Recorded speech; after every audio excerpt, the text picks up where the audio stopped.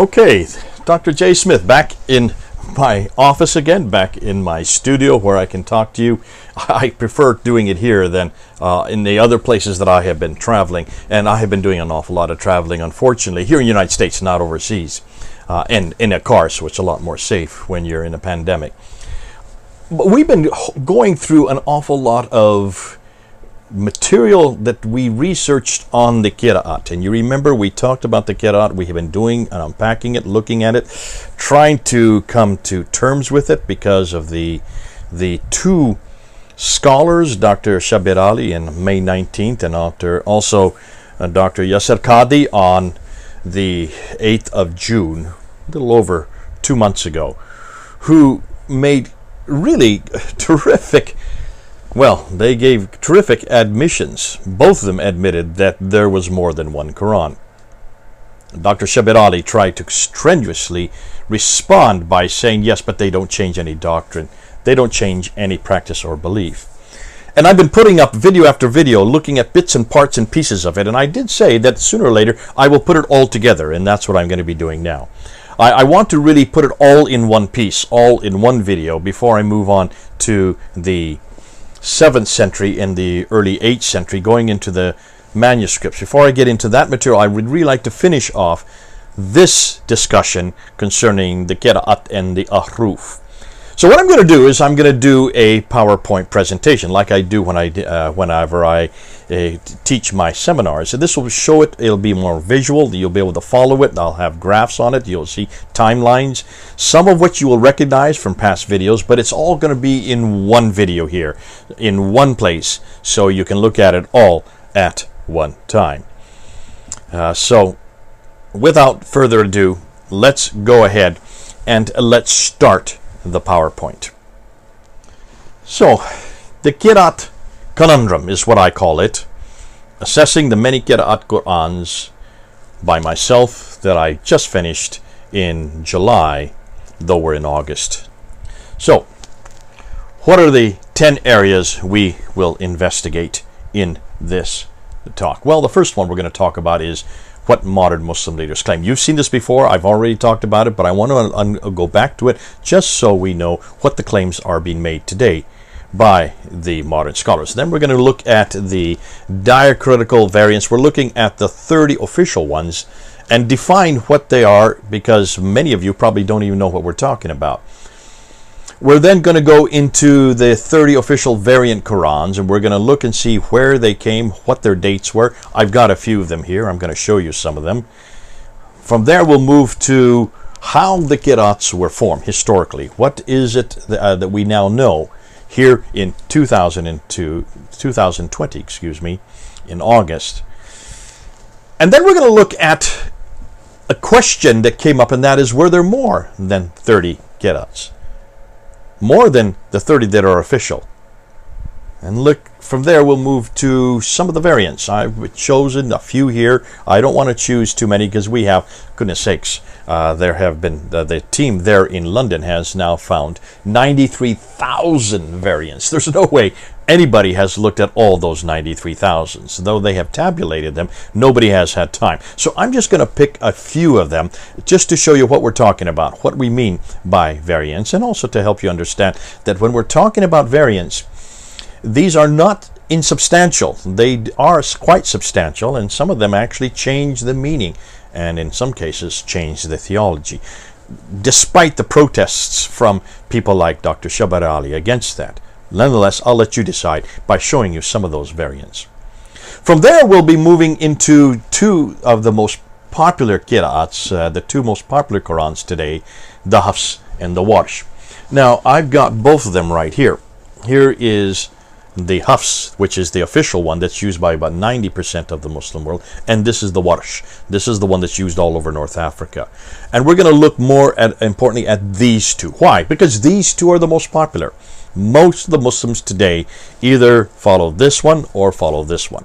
They are different, and we're going to find out that there are about 5,000 differences between just these two Qurans. And we're not talking about the translations. We're talking about the Arabic writing, the Arabic text between these two Qurans. From there, we'll be moving into the 1924 Hafs text. We'll be looking at how it came to be, what were the reasons it was chosen, and whether or not that was a good choice. We want to ask how it was chosen and how it was canonized. And then we'll finish off with our conclusions. And the conclusions obviously will go into much more in depth as to what I am walking away with, what I think are the problems concerning this very discussion. So, join me and let's go with the first area. But before we do that, I want to look and see what modern Muslims claim about their Quran. And there are 5 claims. Let's look at them. Number 1, that the Quran is uncreated and exists eternally on clay tablets in heaven. That is actually internal to the Quran. It's found in chapter 85, verse 22. Secondly, that the Quran was sent down to Muhammad between 610 and 632 AD, though it had not been written down by the time he died in 632. We get that from Sahih al-Bukhari, volume 6, book number 61, hadith number 509. Thirdly, that the Quran was completed by the time of Uthman in 652, that was the completed text, and that's what Muslims claim today is the Quran, and that we get from al-Bukhari again, volume 6, book number 61, hadith number 510. Number 4, that the Quran is unchanged in the last 1400 years, and we see that because it says very clearly that the Quran cannot be changed in Surah chapter 10 verse 15 and also in Surah chapter 18 verse 27. Nobody can change God's word. And then number 5, that the Quran is guarded by Allah. So therefore the Quran we have today is exactly the same Quran that has always existed in those eternal tablets from Surah 85 ayah 22 in heaven, that was sent down to Muhammad, that was then finalized by the time of Uthman in 652, and has always been guarded so that it has not changed even today. And we get that from chapter 15 verse 9 of the Quran, Surah 15 verse 9. And as you're going to see from many of the scholars, in fact almost all the scholars, the Muslim scholars would say and agree that it has not changed, it has been guarded, so that the Quran we have today, every word, every letter, some would even say every dot, is exactly the same as it has always been, including that which exists in heaven. All right.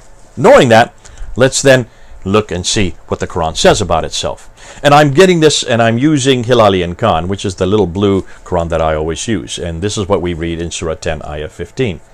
And when our clear verses are recited unto them, those who hope not for their meeting with us say, bring us a Quran other than this, or change it. Say, O Muhammad, it is not for me to change it on my own accord. I only follow that which is revealed unto me. Verily, I fear if I were to disobey my Lord, the torment of the great day. In other words, the day of resurrection. So there it's very clear in chapter 10, verse 15, that nobody can change the Quran. This is also repeated in chapter 18, verse 27, where it says, and recite what has been revealed to you, O Muhammad, of the book, which is the Quran of your Lord. None can change his words, and none will you find as a refuge other than him. So that's pretty clear in both chapter 10 verse 15 and in chapter 18 verse 27 that nobody has a right and is able to change the Quran. Are you getting that?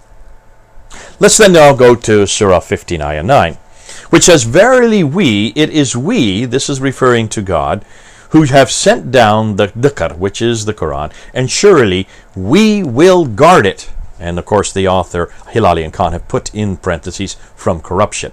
We will guard it. So it's pretty clear from the Quran, from those 3 verses, chapter 10 verse 15, chapter 18 verse 27, and chapter 15 verse 9, that the Quran cannot be changed. It is guarded by God, therefore that it has no human intervention. Now, let's then go to the first area. And what does the first area say? What do Muslim leaders really claim? What do the modern Muslim scholars say? Some of this will be review for you. Remember, I did this before. Fethullah Gulen, who's an influential Turkish cult leader, he says the Quran's text is entirely reliable. It has not been altered, edited, or tampered with since it was revealed. All Muslims know only one Quran, perfectly preserved in its original words since the Prophet's death, when revelation ended. So it's very clear from his viewpoint that there is one Quran, unaltered and unedited and untampered. Here is a convert to Islam. Her name is Susan Hanif. Maybe because she's a convert, she can be excused. But she says that the Holy Quran is the only divinely revealed scripture in the history of mankind, which has been preserved to the present time in its exact original form. So, she's very clear that it's being preserved today in its exact original form.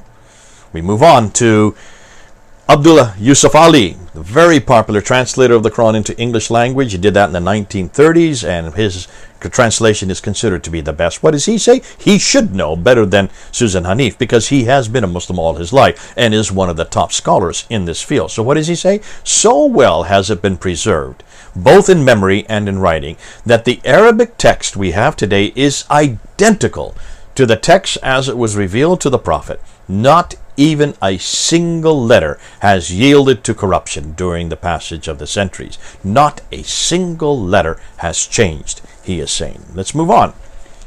Maulvi Muhammad Ali, influential Pakistan theologian, he is part of the Ahmadiyya movement. He says the Quran is one and no copy differing, and even a diacritical point is met with. There are and always have been contending sects, but the same Quran is in the possession of one and all. A manuscript with the slightest variation in the text is unknown. So he's even going much further than the others have gone and saying not even a diacritical mark. We're going to get into that. That's what these are. But those very basically are the 5 dots that are put 3 above the line and 2 below the line to be able to distinguish one letter from another, which were added at a later date. So he's saying that not even a diacritical mark, not even one of these dots has changed in the last 1400 years. Ooh, that's a mouthful. We move on to Dr. Shabbat Ali, a good friend of mine, and he has said in a debate he had with Tony Costa there in Canada, we have a copy of the Quran dating from 790 AD in the British Museum. That's the manuscript, the 2165 manuscript. Folks, that's 1,300 years ago. And we can compare that with what we're reading today, and we find them to be exactly identical. Now, he is correct. It is about 1,300 years old. It's not 1,400 years old. It's a much newer text. And what he is not correct about is the last part, that it is exactly identical with the Quran we have today and has been around for 1,300 years. What else did he say? Well, he goes on and he makes another claim. He says, but what is important to notice is that throughout the ages of Muslim history, the Muslims have not quarreled over what is the text of the Quran, because the text was known through memory work and through the written materials handed down right from the time of the Prophet Muhammad. As I said, he continues, the 2 copies that were made 1,400 years ago, that's interesting, 1,400 years, one which is in Tashkent, Russia. That's not true. Tashkent's not in Russia. It's in Uzbekistan, for example, has been demonstrated by Ahmed van Denver in his book Ulum al-Quran to be an early copy from that time. And we find no difference between that copy to what we're reading today. That is the Samarkand manuscript he's referring to, that's in Tashkent in Uzbekistan. And he's saying that is exactly like the Quran. So he's made one reference to the manuscript. He's made another reference to the Samarkand manuscript. As we're going to see when we get into the manuscript material, both those are incorrect. Nonetheless, he is saying that there has not been any difference in the text. Woo, boy, he doesn't know what he's getting into when he makes that kind of claim. Dr. Yasser Qadhi is the one that we've been highlighting in the last 2 months because of what happened on June 8th, and he says this: Uthman standardized the copies of the Quran, and from his time up until our time, there has not even been 2 copies of the Quran that are different, even 1 letter or 1 word. Let me emphasize that. So he's saying here not even 1 letter or 1 word has changed. 1 letter or 1 word. Ooh, two. The Quran is the most protected of all scriptures, and God has protected his Quran from any kind of alteration, deviation, miswriting, because he says he is going to protect it. So that's very clear that he is going to protect it. That's in 15 verse 9, chapter 15 verse 9. All Qurans, even up to our time, conformed letter for letter, word for word, with the Uthman Musaf. To this day, there is no different version of the Quran. There is but one Quran. Now, can you see, with these kind of pronunciations, with these kind of references, you can see then why he got hung so easily and so quickly in that interview on June the 8th. Now, let's continue on our conclusions. What do they all agree upon? Number 1, that the Quran we have today has not changed 1 iota since its inception 1,400 years ago. No word or letter has changed, is what they're saying. The Quran we have today is exactly the same as that which is on the preserved tablets in heaven.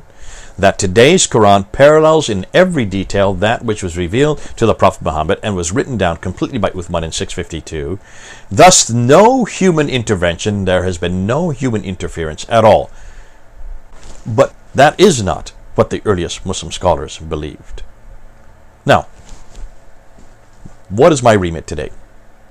Well, we can't really critique uncreated or sent down. That's not really a part of my remit, because we're not there. I have no idea of trying to find things that are eternal, and I'm not there in the 7th century to know whether it was sent down. We can critique, however, complete, unchanged, and guarded. Those three things we can investigate. Thus, what I would like to find is, number one, a Quranic manuscript, one Quranic manuscript. Number two, which is dated from the mid-7th century, around 652 AD. Number three, which is complete. That means all 114 surahs. And number four, unchanged, exactly like the 1924 Hafs Quran used today, and irrevocably guarded. That's what I want. I want one Quran from the 7th century, mid-7th century, that's complete, 114 surahs, and is as parallel, word for word, letter for letter, with the Quran that I have here in my hand, here, this Quran here. This is the Arabic text. I'm not looking at the English translation. I'm looking at the razm, the skeletal text, the consonantal text. I want to see if any Muslim can come up with any. And this is why this is the thing that I've been saying. These are the same four things that I have said since 2014. In fact, I introduced this with my debate with Dr. Shabir Ali. I asked the same four things. And I'm still waiting 6 years later for a response to this. And we cannot get a response from any Muslim, yet I'm going to ask it again. Because what I want to do now is move into this whole area. And what we want to do is look at the diacritical variants. So let's do that. Now, the 30 diacritical variants defined. These are known in Arabic as ahruf or qira'at. Now, how do you define that? Well, let's move on and let's see how we do it. First of all, I want you to look at those two manuscripts. Well, they're just 2 pages from 2 different manuscripts. One is called the Samarkand manuscript on the left, and the one on the right is known as the Sana'a manuscript. Samarkand from Tashkent, Uzbekistan, and Sana from there in Yemen. Take a look at them. And you notice that they don't have any dots above and below the lines. Those only have consonantal text. They are only letters, roughly around 16 letters that existed in the 7th century. Dots had yet to be invented. They had not yet been created. So to look at that as an Arab today, it would be very difficult to read that. Most Arab speakers would not be able to read it. The scholars can, but not the average Muslim or Arab on the street. And that's why there was a dilemma. Because if you only have these kind of skeletal text, only kind of these kind of letters, you've got to be able to read it. So let's unpack this and show you what we mean. Now, today, in today's Arabic, there are 28 letters. 28 letters, and here are the 28 letters. However, 6 of them, these ones here, the Aleph, the Kaf, the Lam, the Mim, the Ha, and the Waw, those 6 are unique. They don't need any dots. That's why you don't see any dots above and below them. Those are unique, which means 22 of the letters do need to have the dots to distinguish them, to show them apart. And that's why dots had to be invented. They did not exist in the 7th century. Now, there are some scholars that would say, yes, they have found some inscriptions with dots on them, but very few, but not the 28 letters that we have today. And to be fair, even those scholars would admit that they could have been put in at a later date. So we don't really know whether or not they were. But certainly all the manuscripts, as you saw earlier, the ones that I showed on the screen there, in the slide there, those did not have any dots. And the 6 major manuscripts, the Topkapi, the Samarkand, the Ma'il, the Petropolitan, the Hosseini, and the Sana'a manuscript, do not have dots in them, except some red ones in the Topkapi. And those probably were added at a later date. So that's the problem. You've got to have dots. Otherwise, you cannot read the text. So what are the dots? Where are they? Well, let's just take that one smiley face. All letters usually have a start with that kind of we'll call it a smiley face, but that kind, I'm being a little exaggerated here. When you put 1 dot above it, it becomes a nun, or a na, N sound. When you two dots above it, it becomes a ta, or a T sound. When you put 3 dots above it, it becomes a tha, or a TH sound. Okay, so there's 3 different letters that you can have by adding 3 different dots. All right, you can get you can see all kinds of possibilities. Now, let's take that same smiley face, and when you put one dot below it, you get a ba, which is the B sound. 2 dots below it, you get the ya, which is the Y sound. All right? So, there are 2 more letters that can be added after the 3 above. Now, let's put them all together. Na, ta, tha, ya, ba. Can you see? With by putting and adding those dots or taking them away, you can get all kinds of variations, enormous amount of variations. And so you can see why this is the dilemma. Once the dots were invented, then of course you had to decide which dots go with which letters to make up which words, which make up which sentence, and you can get hundreds, you can get thousands of variations depending on where you put the dots. In fact, if you just take 3 smiley faces together like you look there, see the 3 smiley faces? If you put dots above and below the line, you can get upwards of 19 different words.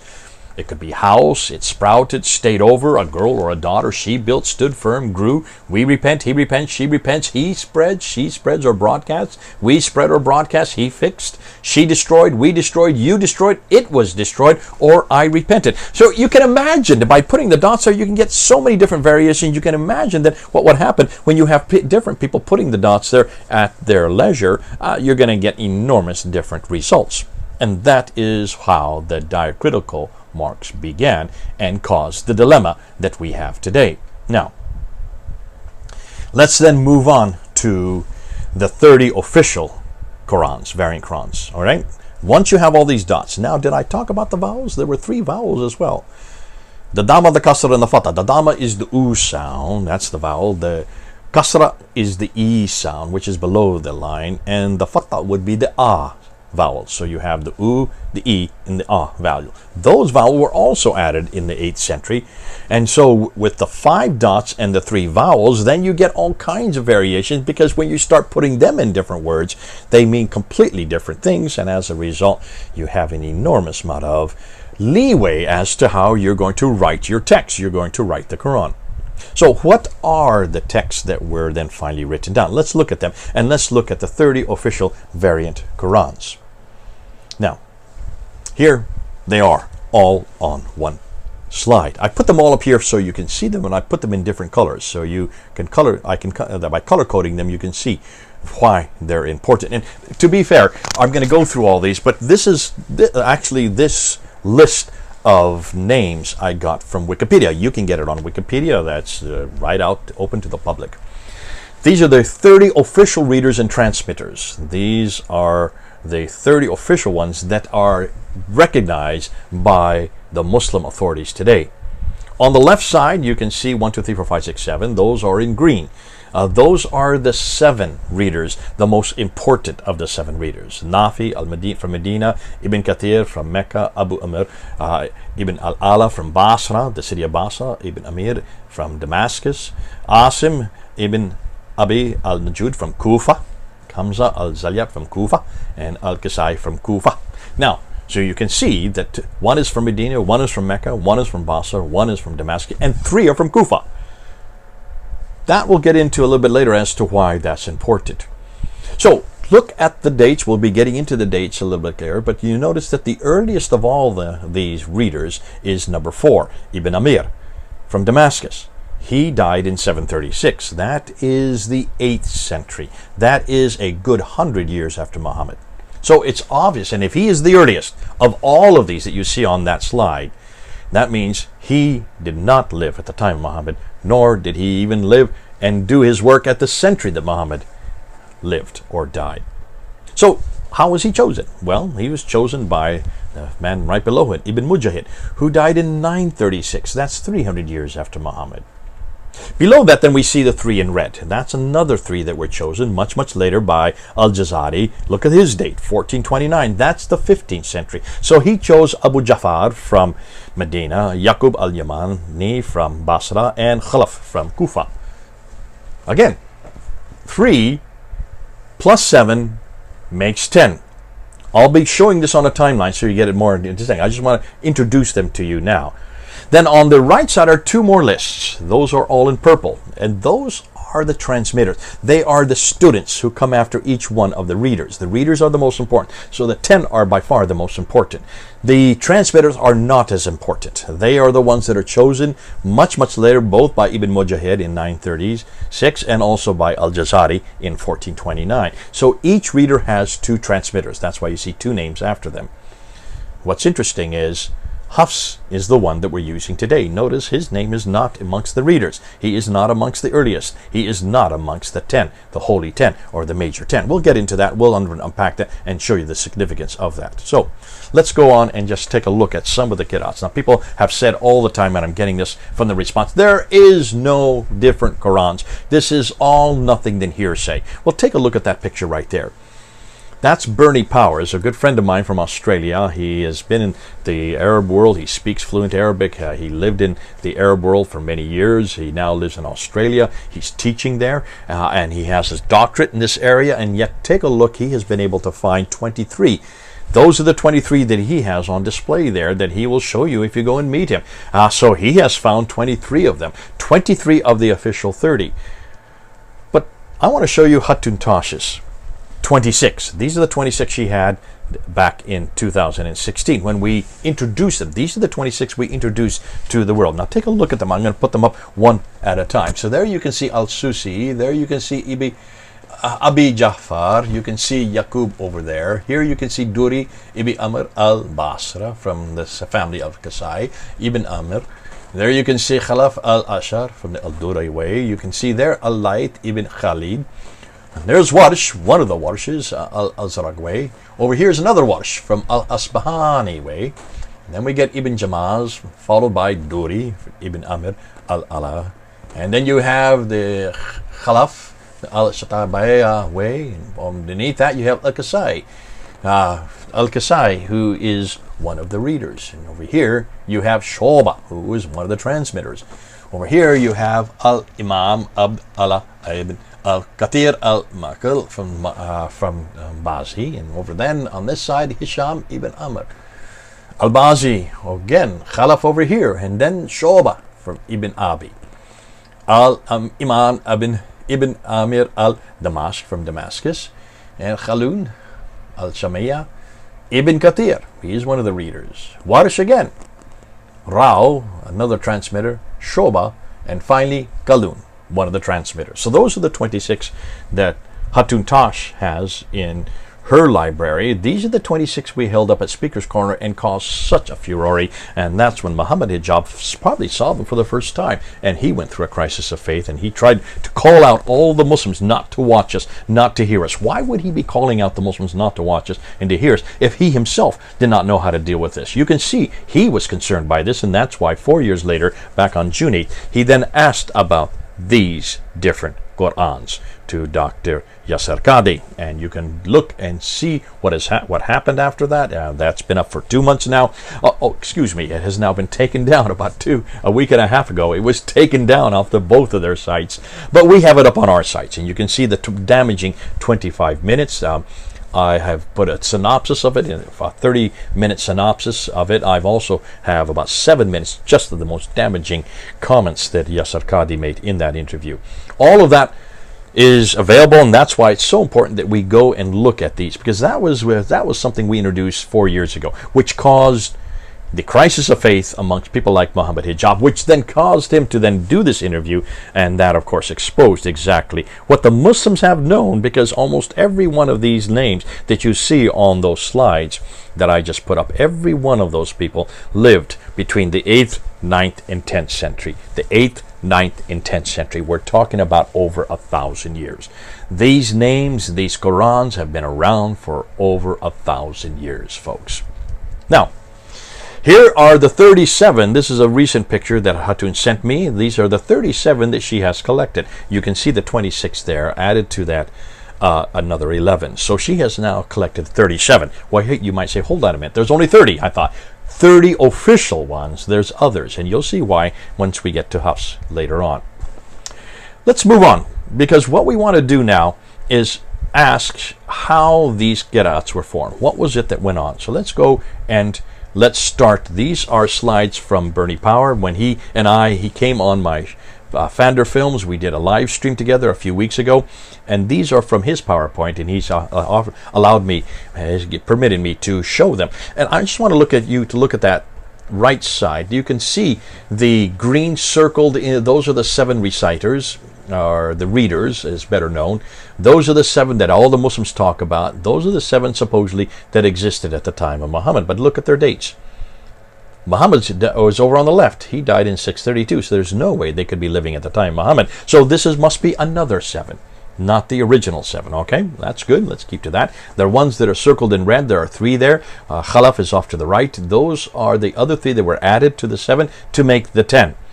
And you can see on the right side, those 10 then are the ones we are going to move into. Now let's look at this. I just want to unpack one of them, because what kind of generations did it get to one of those readers? Look at Asim, generation 3. Asim down there, he died in 774, so he died in the late 8th century. How did he get his material? According to tradition, Muhammad died in 632. He got it via Ubay ibn Ka'b and Uthman and Zayd ibn Thabit and Ali. So he got it through those who came through Abu Abdul Rahman al-Sulami, came then to Asim got him. Here's the problem.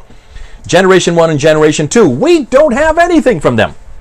Nothing. Nothing exists from Generation 1, even Generation 0. We have nothing from Muhammad. We have nothing from Generation 1 or Generation 2. We only begin with Generation 3. So that's the first of the Qurans that we get. And Asim's is one of the later ones. He died in 774. So remember that as I'm going through this. Remember the dates, because the dates are going to show you why this is significant. Now let's go look at this one. Here is Nafi. Nafi from Medina. Nafi died in 785, so he died at the late 8th century. He is Generation 4. So there was another generation in between him and Muhammad from what we saw earlier. Now, Muhammad died in 632. We have Ubay ibn Ka'b, and he is from Syria. So his comes from Syria. It does not come from Mecca or Medina. He goes through those other names for second generation, and then he goes through another generation, a 3rd generation, before it gets to Nafi. So Nafi finally writes it down in the late 8th century. But what happened to generation 0, 1, 2, or 3? We don't have anything. It's all hearsay. It's nothing more than oral tradition. Can you see the dilemma for anybody trying to stipulate that Nafi is one of the readers that gets it directly from Muhammad? There are 3 generations that are between Nafi and Muhammad, none of which exist today. They don't have any. What I mean is none of their writings exist today. There is nothing to support either Generation 1, Generation 2, or Generation 3. We only begin with Generation 4, and then, of course, the transmitters are Generation 5, which come after, and that's where you get Wash in Kalun. Now, what I'd like to do now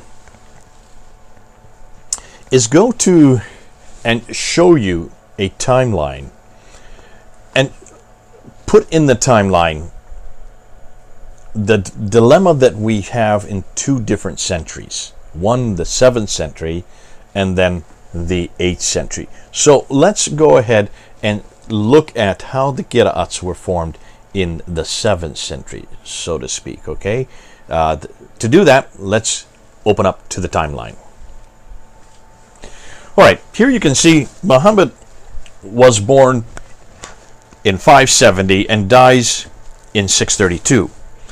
Now, he received the Quran between 610 and 632, and he received that from Jibril, and that Quran would have been the Qurayshi dialect, because that's the only dialect he spoke.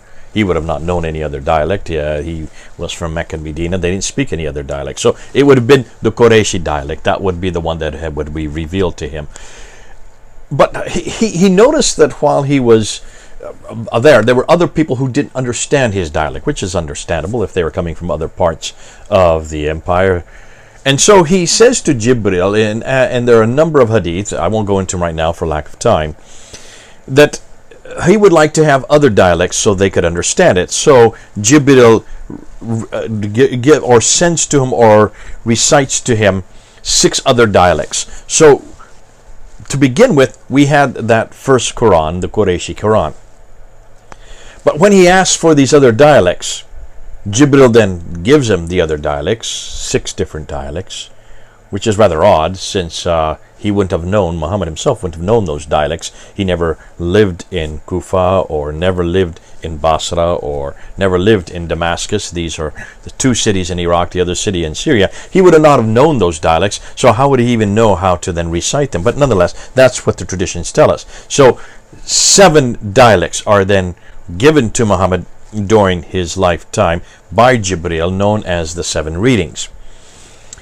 So now we don't have one Quran, we now have 7 Qurans. Now Muslims will get upset by that and say, oh no, these aren't different Qurans, these are nothing more than readings, these are nothing more than recitations. Nonetheless, they certainly are different from each other, otherwise why would you even need so? Why would you even have to request it? So obviously these must be 7 different readings, or let's just call them 7 different Qurans. That existed at the time that he died, 632. We do know that right after he died, and we've already gone through this before, it's not for this session, but we do know that Abu Bakr then, when he died, had Zayd ibn Thabit, the secretary of Muhammad, write the first Quran, the very first one written down, because these were nothing more than recitations. They need to be written down, because at the Battle of Yamamah, 70 of them were killed who had been memorizing them, and the crisis existed. If you have everybody who had memorized it dies off, you're not going to have any Qurans left, and so that's why they had to have Zayd ibn Thabit write down that one Quran.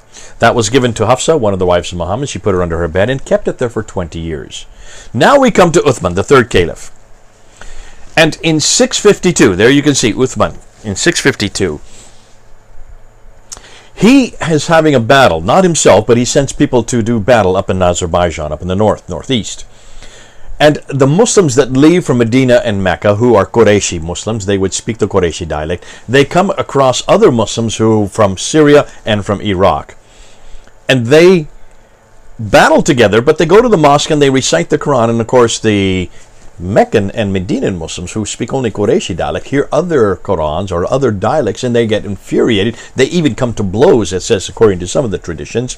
And so Hudayfa, one of the leaders, comes back down to Medina, and he says to Uthman, what are we going to do?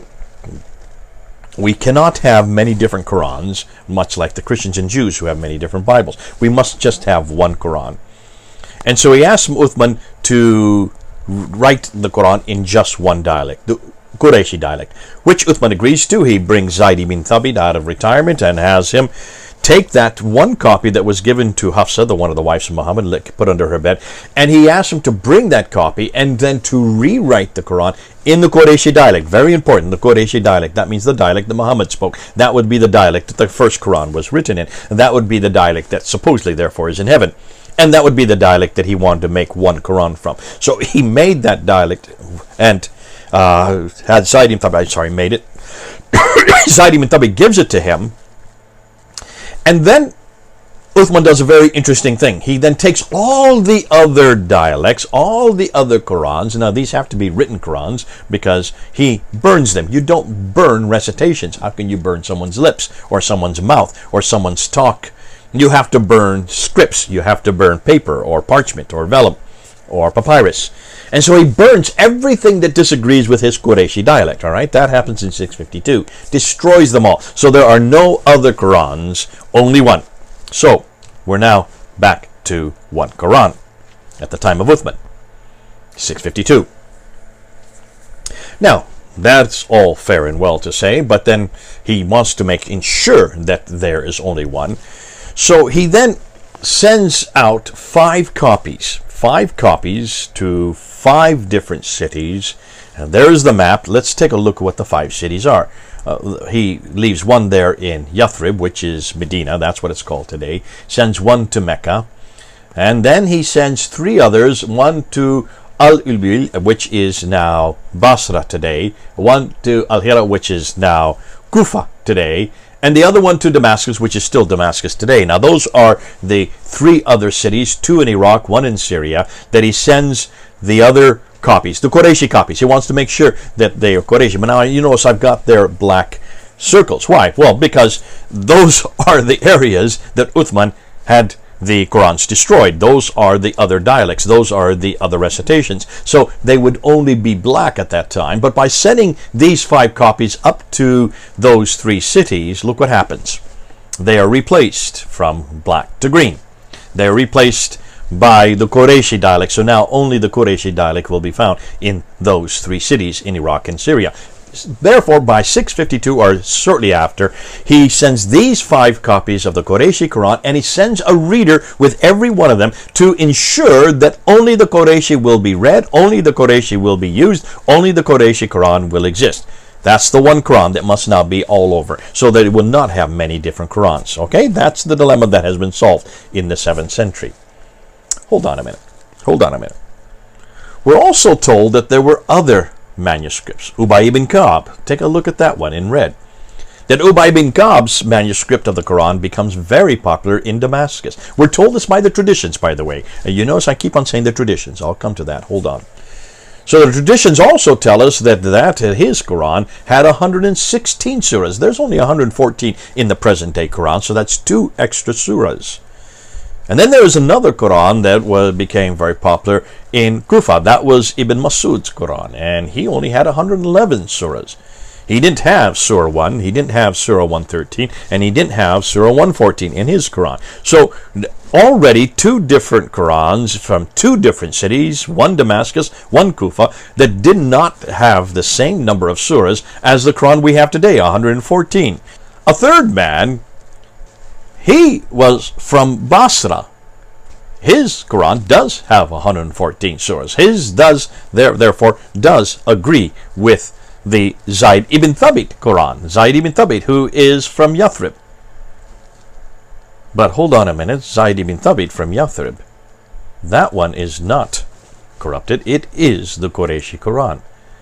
So here we have from the traditions that there are other Qurans that are not like the Qurayshi Quran that is circled in green there from Yathrib and Mecca. These 3 are from up north again. Are you seeing the contradiction here? Are you seeing the difficulty here? Because you're getting traditions that disagree with each other. 5 copies were sent to make sure that all the copies in all the other outlying areas are Qurayshi, and yet then we get references to 3 other Qurans that are not like the one that is there in Mecca and Medina in the Hijaz. So that's the 7th century.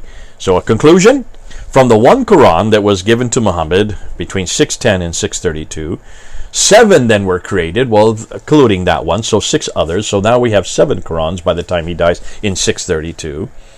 And then when Uthman comes to power, and in 652, he then eradicates all the others and brings it back to one Qurayshi Quran, sent to 5 cities with 5 readers to make sure that they remain Qurayshi. But then we get these traditions that seem to tell us, hold on a minute, there are those 3 that are up the north that don't agree whether or not they're Qurayshi or not. It's interesting. Hold on to that, because we'll be coming back to that later on. Let's now jump to the 8th century, because here's another problem. That's the 7th century problems with the Qira'ats. Well, let's go to the 8th century. And in fact, I'm going to put it up on the slide there and take a look at this timeline. I'm going to say it from the 8th to the 10th century. Because what happens in the 8th and 10th century is different than what happens in the 7th century. Now, we've always been told that these 7 were the 7 that were revealed to the Prophet while he was still living, so it had to be before 632. That's when he died. But that's not the names of the 7 that you're given whenever you ask a Muslim about them. Ask any Muslim, and I'll ask Muslims right now who are watching, what are the name of the 7? Who are these 7 recitations? Where are they from? Where do they belong? To do that, to understand that, we need to go to the timeline again. So let's go to the timeline.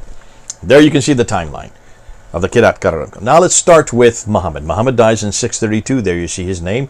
By that time, we know that there was 7 Qira'at, or 7 different recitations, or 7 dialects. So Muslims have a hard time understanding what these Qira'at mean. And then we know that it was brought back to 1 again, as we saw in the earlier timeline with Uthman. Uthman brought it back to 1 in 652. 652, he brings it to 1 and sends it to those other cities. However, hold on a minute. Take a look at this. Ibn Amir. This is the first of the 7. This is the first of the 7 that is written down. His name is Ibn Amir from Damascus. 736. Look at his dates. Now, I have Ibn Amir here. In fact, let me just show you. I have Ibn Amir right here. This is Ibn Amir. See? Qira'at Ibn Amir. Right there in the Arabic. You can read it. Or if you can't, now you can read it.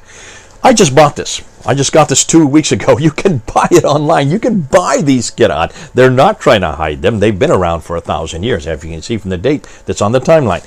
I just bought 7 of these different qira'at. 4 of them of the ones I'm just going to show you now. And this is the first. So he is the first, and he is the one that writes down the first Quran, the first qira'at in 736. 736, go back to the timeline. That's a problem, right? Why? Because 736, well, that's a whole 100 years after Muhammad. Over 100 years after Muhammad. If Muhammad dies in 632 and he dies in 736, and you assume that he does his work within the last 20 years of his death, that means he didn't even do his work, he didn't do his writing in the same century that Muhammad lived. So this is the 8th century, almost 100 years later, you get the first of the Qurans, the first of the Qira'at Qurans written down. And then you get Ibn Kathir. Well, I've got Ibn Kathir as well. Here's Ibn Kathir. Ibn Kathir is from Mecca. Ibn Amir is from Damascus. So the first one, the earliest one, is from Damascus. It's not even from Mecca or Medina, but the second one, 738, he dies in 738, and his is from Mecca. So he would be Qurayshi. This would be a Qurayshi dialect, okay? This comes, again, over 100 years after Muhammad. Let's go back to the graph again. And then we have Asim ibn Abi al-Najud from Kufa, for that's Iraq, and that's where Hafs is going to come in. But hold on a minute, let's talk about that later. So there you have Asim, and then you get Abu Amr ibn al-Ala. Now, what's interesting, his is 770, so you're getting quite almost way into the 8th century. After him comes Hamza az-Zayyat. He is also from Kufa. And then we get way up there, Nafi from Medina. Now, he would be Qurayshi, like Ibn Kathir, who's from Mecca, and he's from Medina. They would be both Qurayshi. And then we end with the last of the 7, Al-Qasai. Now, I have Al-Qasai. Here he is, right here. Qira'at Al-Qasai. You can read it there in the Arabic. So, his would be the last of the 7. The Holy 7. The Amazing 7. There they are on the graph. So these are the 7 that are from the 8th century. None of them are from the 7th century. They all begin to appear about 100 years after Muhammad. So when you ask Muslims, are these the 7 that Muhammad received? And they say, yeah, these are the 7 because they're the same number. No, they're not. Take a look at the dates. So did Muhammad choose these 7? Almost every Muslim I ask this question, they say, yes, Muhammad. No, he did not. So who chose these 7? Go to the timeline again. There he is, Ibn Mujahid. 936. He is the one that chooses those 7. But look at his date. 936 is 300 years after Muhammad. That's 300 years later. Ibn Mujahid is the one that's responsible for choosing these 7. And these are the 7 that Muslims think are the same 7 that Jibril gave to Muhammad way back there in 632. No, they're not. You can see they're much too late. But then there's another 3 that are added to that. Abu Jafar from Medina, he dies in 748. Yaqub al-Yamani from Basra, he dies in 821. And Khalaf from Kufa, who dies in 844. Who chooses them? Well, that's the guy that chooses them, Al-Jazari, who dies in 1429. 1429, that's the 15th century. That's almost 800 years after Muhammad. Almost 800 years after Muhammad. Just under. And that's the guy that chooses those 3, with Mujahid choosing the first 7. These are known as the 10 official Qur'ans. This is the creme de la creme, the best of the best according to Dr. Yasser Qadi. And he says this over and over again in his videos. Those are the 10. Chosen by Ibn Mujahid in 936 and Al-Jazari in the 15th century, 1429. Take a look at them. What's missing? What's missing? Well, what's missing is this guy. This guy's missing. This is the official Quran used today. This is the Quran that was chosen in 1924 by Muhammad ibn al-Husayni al-Haddad there in Cairo for the high schools there in Cairo, for the Educational Authority, and then was made the official Quran for all of Egypt in 1936, and then made the official Quran for the whole world by King Fahd there in 1985 in Saudi Arabia. So this is the canonical text. This is the official Quran that everybody, well, 90% of the Muslim world uses. And this is known as the Hafs Quran. Hafs is the man who wrote it. Hafs is the man that created it. Hafs is a man that died in 796. Where is his name on that list? Let's look at that list again. Nafi, Ibn Kathir, Abu Amr, Ibn Amir, Asim, Hamza, Al-Kasai, Abu Jafar, Yaqub, Khalaf. Where is Hafs' name? He is not there. He is not amongst the major 10. If he's not amongst the major 10, why in the world have we chosen him? Why is he then the official Quran for today? And has been since 1924 for the whole world since 1985. There's a problem here. So where does he come in? Where does he come in? Well, let's just look at the back, and I want to just put up Abdul Malik. Take a look at Abdul Malik. Notice that all of these 10 come after Abdul Malik. I'm going to keep reminding you about Abdul Malik. You'll see I have an agenda here, and I'm going to keep slapping him up and down every once in a while on these timelines, because I want you to remember that everything we know about Islam, everything we know about the Quran, everything we know about Muhammad, or the people called Muslims, or the religion called Islam, comes from him. And notice all of these are after him. All of these that you see listed on the screen there are after 692. Not one of them is before 692. Nonetheless, what then and where does Hafs come in? Or even Warsh come in? Warsh is the second most popular. To understand that, let's go back to the timeline again, and let's look at them, because there are more. There are a lot more. There you have Qalun and Warsh. They come from Nafi. So they are what we know as the riwayat. These are the rawis who come, or the students, or the transmitters. They're given many different names, but they are the ones who come in the family of Nafi from Medina. So they must be from Medina as well. Well, no, Warsh is from Egypt. So that doesn't even work. But more than likely, what you'll find is they all come from the same city that their master comes from. Now, they don't know the master necessarily, because you can see by their dates that they weren't always around at the time that master was living, but they are supposedly within his school. However, the fact that they have different names and the fact that they have different Qurans suggests very clearly that they don't have the same Quran as even their masters, which is in and of itself a curiosity. Let's look at Ibn Kathir. What are his two transmitters, or Riyadhs, where you have Al-Bazi, who died in 864, and Qunbul, who died in 904. That's the 10th century. You can be pretty well sure that he knew nothing about Ibn Kathir, never met him, but nonetheless, he is from the same school, though he has a different Quran. None of his, or Al-Bazi's Quran, is like Ibn Kathir. When you get to Abu Amr from Basra, he has two, Al-Duri and Al-Susi. When you get Ibn Amir from Damascus, he has two, Hisham and Ibn Dakwan. When you have Asab ibn Abi Najud, you have there Shuba, and there is Hafs. Now, I have Shuba here. Here is Shuba. Now, here is Warsh. Actually, I have Warsh as well. And then you can see Shuba here. There is Shuba. So I have Shuba. Those are two of them. And I also have, looks like I have Qalun. So here is Qalun. He is one of the readers, or sorry, one of the transmitters from Nafi.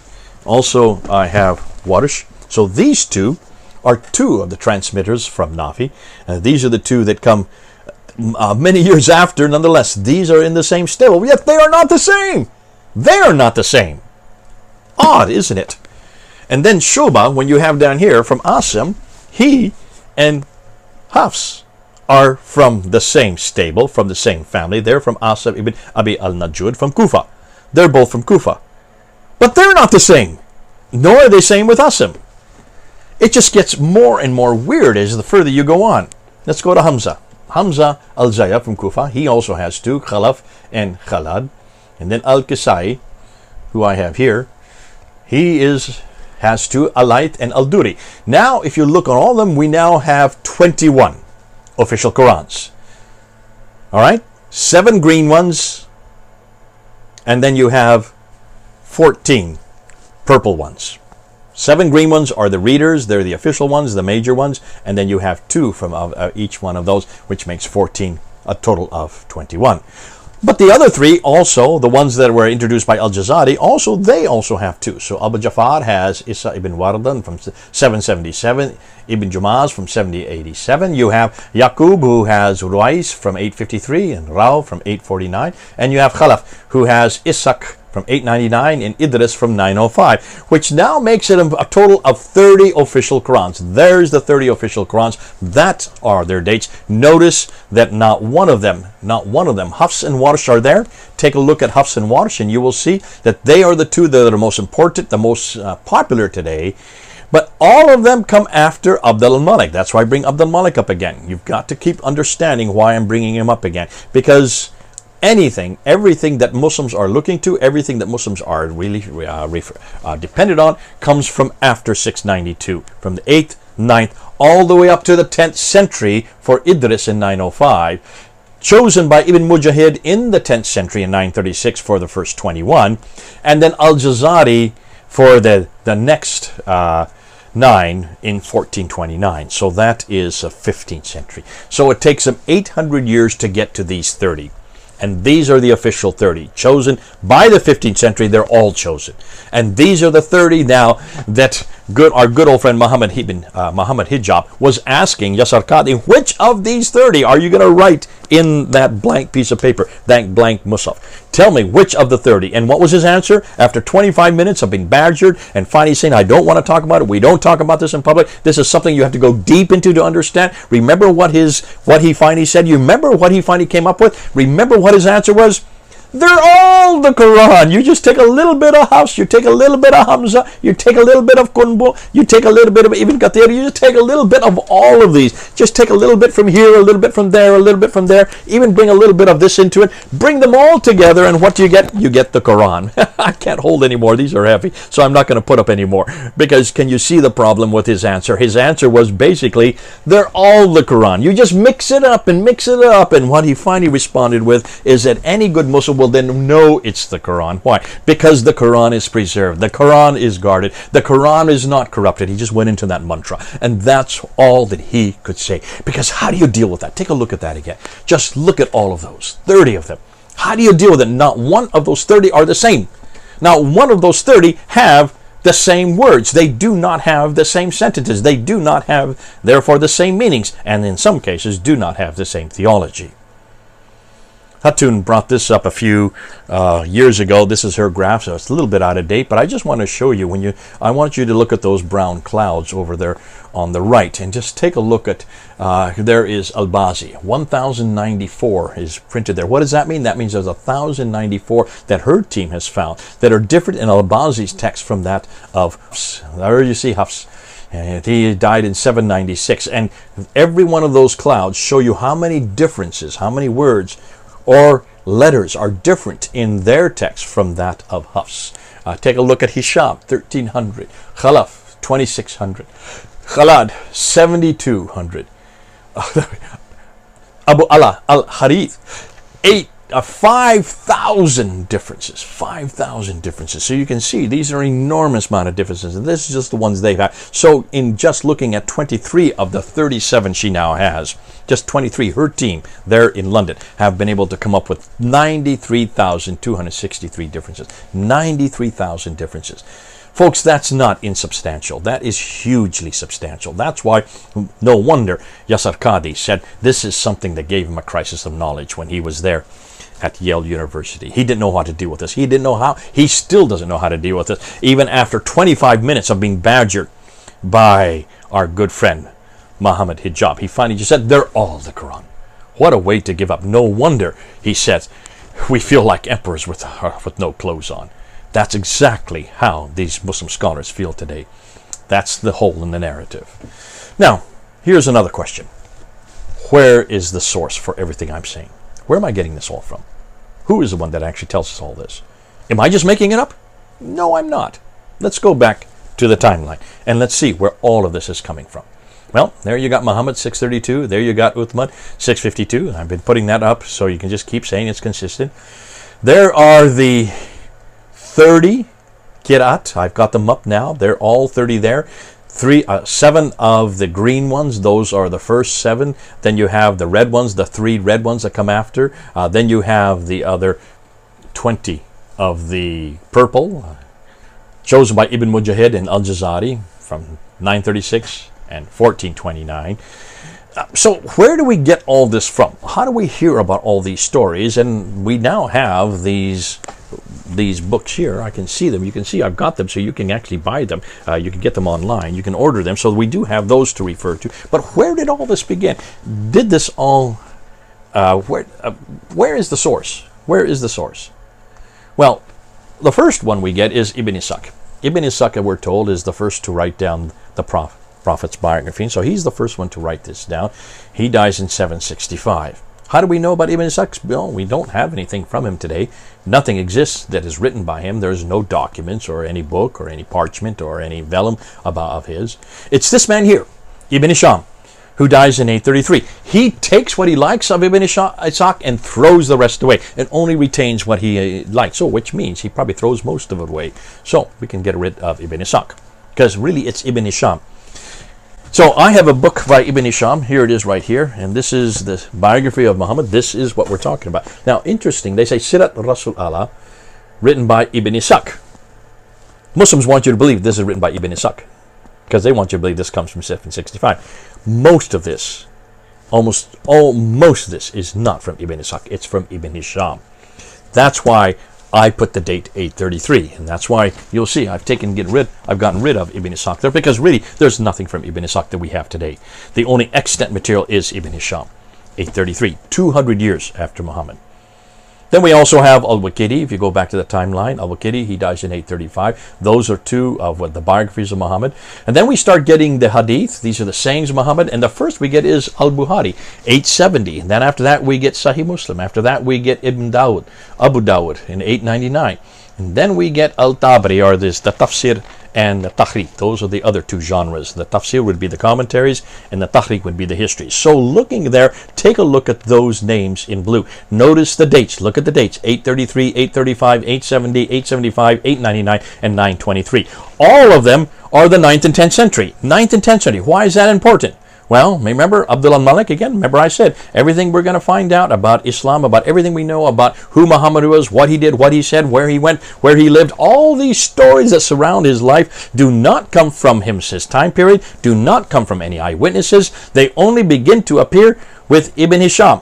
Let's look at the Qurans. So the Qurans are 44 years after Abdul al-Malik. The first one appears in 736. But when you look at the life of Muhammad and you look at everything we know about Islam, they don't appear for 141 years after Abdul al-Malik. 141 years after Abdul al-Malik, who is the first to introduce this man, Muhammad. He was the first to introduce the Quran, who is the first to introduce a people called Muslims and a religion called Islam. 692, that's 141 years. But take a look and see when it comes after Muhammad. That is 200 years. That's why you must be careful about the sources. The sources can get you all wrong. You need to look at a graph like this. You need to look at a timeline to look and see how late we're talking about. Everything we know about Islam, everything we know about the Quran. The very first Quran that is written, 736. The very first story about Muhammad, 833. The very first sayings about Muhammad, 870. The very first references to what we know as the commentaries, that is 923. The first person to choose these, the first 21 is 936, Ibn Mujahid, and the other to choose them is not till 1429, 15th century, for Abu Jafar, Yaqub, and Khalaf. That's why you need to look at the timeline to see that almost everything we know about Islam, everything we know about how it began, all the important thing about who this Quran is, what it is, and how it was put together is from 200 to 300 years after the fact. 200 to 300 years after the fact. Take that on board. Now, let's go back. And let's go back and go to the next section. Because the next section is, are these 30 the only ones? Are these the only ones? No, they're not. No, they're not. Here's the Qira'atVariants. Remember Muhammad, there he is, dies in 632. Uthman gets his Quran, puts it together. The first time we have a one singular Quran, the Qurayshi Quran, in 652. So, let's review. Remember the 10 readings? There they are. Followed by the 20 narrators. There they are, along with Warsh and Hafs, who are the two most popular today. Were there more? There were more. Many, many more. What am I talking about? Well, we have a man, Shadi Hekmat Nasser, who wrote his doctoral thesis in 2012. The transmission of the variant readings of the Quran, put out by Brill there in Leiden. and read from page 144 to 156. I'm going to show you what he's been telling us. And there's more that's coming out this month in August that we're going to get, which I can't wait. But Shadi Nasr, he shows us that between the time that the initial 8th century reader Ibn Amir of Damascus created his Quran and the 10th century, when the original 7 readers were appointed by Ibn Mujahid, we have an intervening 200 years. So that's roughly from 736 to 936. Well, not roughly, that is 736 to 936. 200 years, right? In those 200 years, there were many other transmitters known as rawis, students or narrators or transmitters. We've only seen 20 of them, right? We thought that's all there is, just 20 of them. 2 for each of the 10.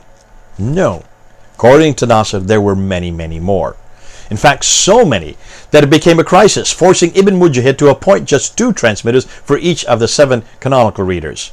Let's review. Now remember, there they are. Those on the green, the red, and the purple are the 30, right?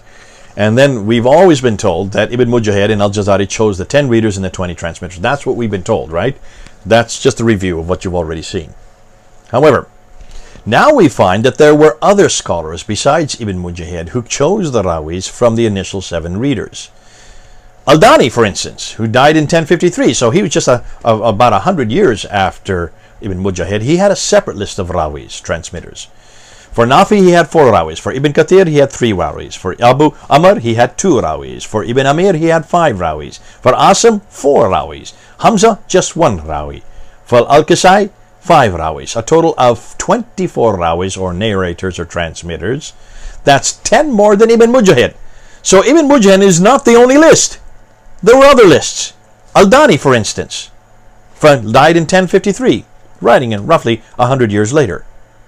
But that's not the only. There's yet another scholar, Abu Ali al-Maliki, who died in 1046. 10 years later, he also had a separate list of rawis, or transmitters. For Nafi, he had 4 rawis. For Ibn Kathir, he had 2 rawis. For Abu Amr, he had 3 rawis. For Ibn Amir, he had 2 rawis. Asim, 2 rawis. Hamza, 4 rawis. Al-Kisai, 8 rawis. A total of 25 of these narrators or transmitters. That's 11 more than Ibn Mujahid. So you can see this is not the only list we're talking about. There are other myths that are coming out of the tradition that show us that they weren't even in agreement. But what are these rawis, these transmitters? What are we talking about? Well, Nasr helps us out. And he says, usually they were chosen, these rawis, by the largest number of students who come after them. In other words, they were chosen by being the most popular. Isn't that rather odd? You choose someone's text because he's the most popular, because he has a lot more of these lines coming to him and a lot more leaving him, because not a lot more that followed him. But even those that followed him didn't agree with him. But yet you choose him because he's so popular. That's a reason for choosing someone's text? That is not textual criticism, folks. Textual criticism has nothing to do with popularity. It has to do with which text is closest to the original, or that which is the least deviant. This is what we do with biblical textual critical analysis. We always look at later texts and delineate which of these later texts were exactly like the former. You look at text with text, book with book, looking at word with word, sentence with sentence. And if it is the same, then you hold on to it. If it isn't, if in doubt, throw it out. That was not done with the Quran, not at all. And it certainly was not done with these rawis. Their only concern was how many students they had who followed in their line, and whether any of these lines were single strands, which were then, of course, thrown out. So the question is, how do we know if any of the rawis between the 8th and 10th centuries had anything comparable to the readers they are associated with? We don't, because no one's done this test. And Ibn Mujahid and Al-Jazari were not interested in that. That is not the criteria they use. Their criteria was one and one alone, and that was popularity. Who was the most popular? The fact that they even had different texts didn't even concern them. It was not even a problem for them. And yet you would think if you had let's just say, if you had Nafi from Medina, and he had Qalun and Warsh that comes after him, you would think that the reason to choose Qalun and Warsh is because they were exactly identical to Nafi. They were nothing like Nafi. It wasn't even important, because no one was looking at the text to see whether or not they were the same. Now, Did they always choose those that were most popular? No. What about this guy here? What about Warsh? This one right here. What about this guy? Was he chosen because he was the most popular? No, he was not. He died in 812. And there were others that should have. In fact, Ismail Ibn Jafar and Al-Musayyabi, two of those who were in the same line with Nafi from Medina, they were also from Medina. They were chosen, should have been chosen along with Qalun, but they weren't. They were much better because they had many more lines coming after them. They were much more popular than Warsh. Warsh was not that popular. So then why was Warsh chosen along with Qalun for Nafi's team? The reason he was chosen, it turns out, is because he was living in Egypt. And they already had these other three that were from Medina, and they already had chosen Qalun, so they didn't need anyone more from Medina, so they went with Warsh. They went with this guy. So he has nothing to do with popularity. He has to do with geography, where he lived. You can see, even that is not consistent. Now, according to Nasser, there was also Al-Dani, also lived and studied in Egypt, and that's one reason why they chose him, because Al-Dani wanted him. Thus, Warsh was chosen because of where he lived. It had nothing to do with his ability or whether he had a better Quran or even if he had a large number of followers, but simply where he lived. Oh dear. So how many of these intermediary rawis were there?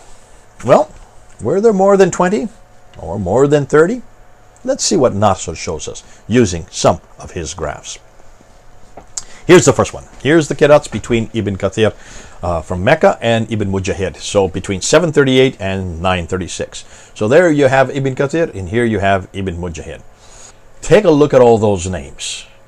What did Ibn Mujahid choose for the two transmitters or the rawis? For Ibn Kathir, he chose Al-Bazi over here, and he chose Kunbal over there. What could he have chosen? Well, if you look at all of them, that's 59 different Qur'ans. That means he could have chosen any one of those 59. He only chose those two and threw the other 57 away. They were all individuals who wrote their own Quran. So every one of those names that you see on that graph there were different students that had come from the line of Ibn Kathir, though they didn't know Ibn Kathir, but they came from his same stable. And only Al-Bazi and Kunbul were chosen because only two could be chosen. That's 59. Let's look at Nafi here and Ibn Mujahid. So between Nafi and Ibn Mujahid, 785 to 936. Who did he choose? Well, as I said earlier, he chose Qalun and he chose Warsh. And the reason he chose Qalun is because he came from Medina.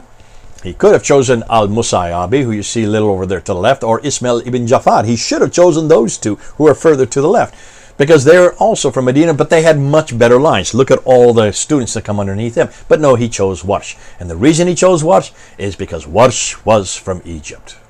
So, 63 different Qur'ans that were in that family. All written down. Every one of them written down, and none of them like Nafi.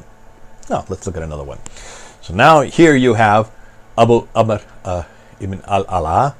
He is from Basra. And there's Ibn Mujahid again. Which is the two that he chose? He chose Al-Duri and Al-Susi. He could have chosen 65. There were 65 in that family of reciters. 65, but he only chose 2, throwing out the other 63. Now let's stop with one more. Asim. Asim from Kufa. There's Ibn Mujahid there. Who did he choose? Well, he chose Shoba, who I have here, and Hafs, which I also have here. How many could he have chosen from? There were 91 different Qira'at Rawis. 91 of them. Every one of them written down. 91. He threw out 89 and only kept those 2. So let's look at this and let's just conclude with this. Well, we know the qira'ats between Ibn Kathir and Ibn Mujahid were 59. We know that the qira'ats between Nafi, Medina, and Ibn Mujahid there were 63. We know that the qira'ats between Abu Amr and Ibn Mujahid were 65. And we know the qira'ats between Asim and Ibn Mujahid were 91. Total of 278 if you add those 4 up. If you want to therefore average them out for the 4, that would be 70 per readers. That would be a total of almost 700 different written Qira'at Qur'ans for the 10 Qira'at narrators. We're just looking at 4 of them out of the 10. If you have 10 of them, and they average about 70 per reader, that would almost be 700. 700. Ooh, we could be looking at 700 different Qurans. 700 different Qurans. We only have 30 official ones, but they were chosen out of 700 of them that they could have chosen it. Folks, can you then see why there's a huge hole in the narrative and why Yasir Qadhi says we do not talk about this in public. Please don't ask me this. Please don't have me put an answer. And yet he was willing to say at the end of that interview that all of them are the Quran. Is he willing to say that all 700 are the Quran? All 700 of them? Can you see? It just gets better and better and better. That's why this is making my job so easy. Let's move on. Let's move on.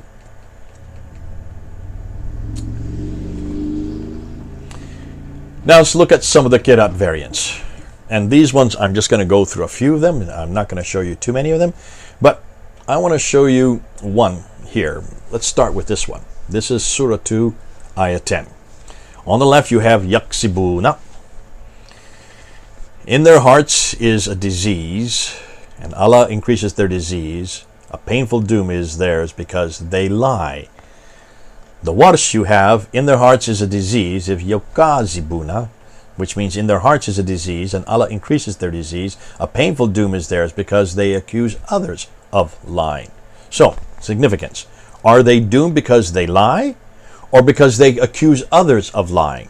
It seems like the person doing the action is contradictory here. Can you see that's a problem? From Yaksibuna to Yukazibuna. Let's look at another. And here's Surah 2, Ayah 184. On the left you have Miskinin, one poor person. On the right you have Masakina, many poor men. So the translation on the left is, and for those who can fast with difficulty, they have to feed a poor person. When you get to the Warsh, they may effect a redemption by feeding poor men or many poor men. So hold on a minute. For those unable to fast, can they feed one poor man or many poor men? Well, this has a theological problem because as far as a practice is concerned, this has completely different practices. If you just only need one poor man to get redemption, or many poor men to receive redemption, then you can see this would have a huge amount of difference on what practice you're going to do. Which one is it? Which are the one they're going to do? Well, you can see that's a problem.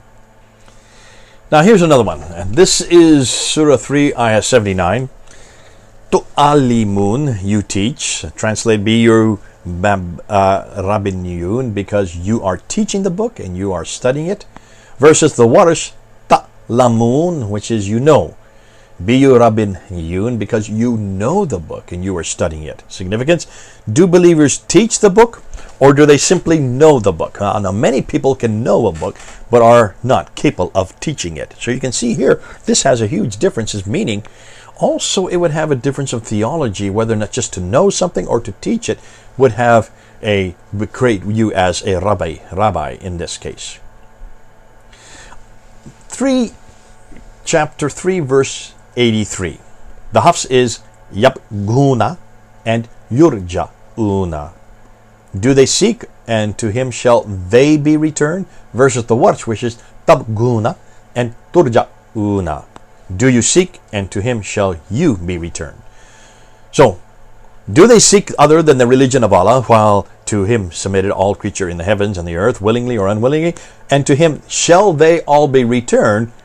For the Hafs on the Rush is, do you seek, and shall you all be returned? So the significance, up to now, the verses are all using they, but Warsh changes it to you.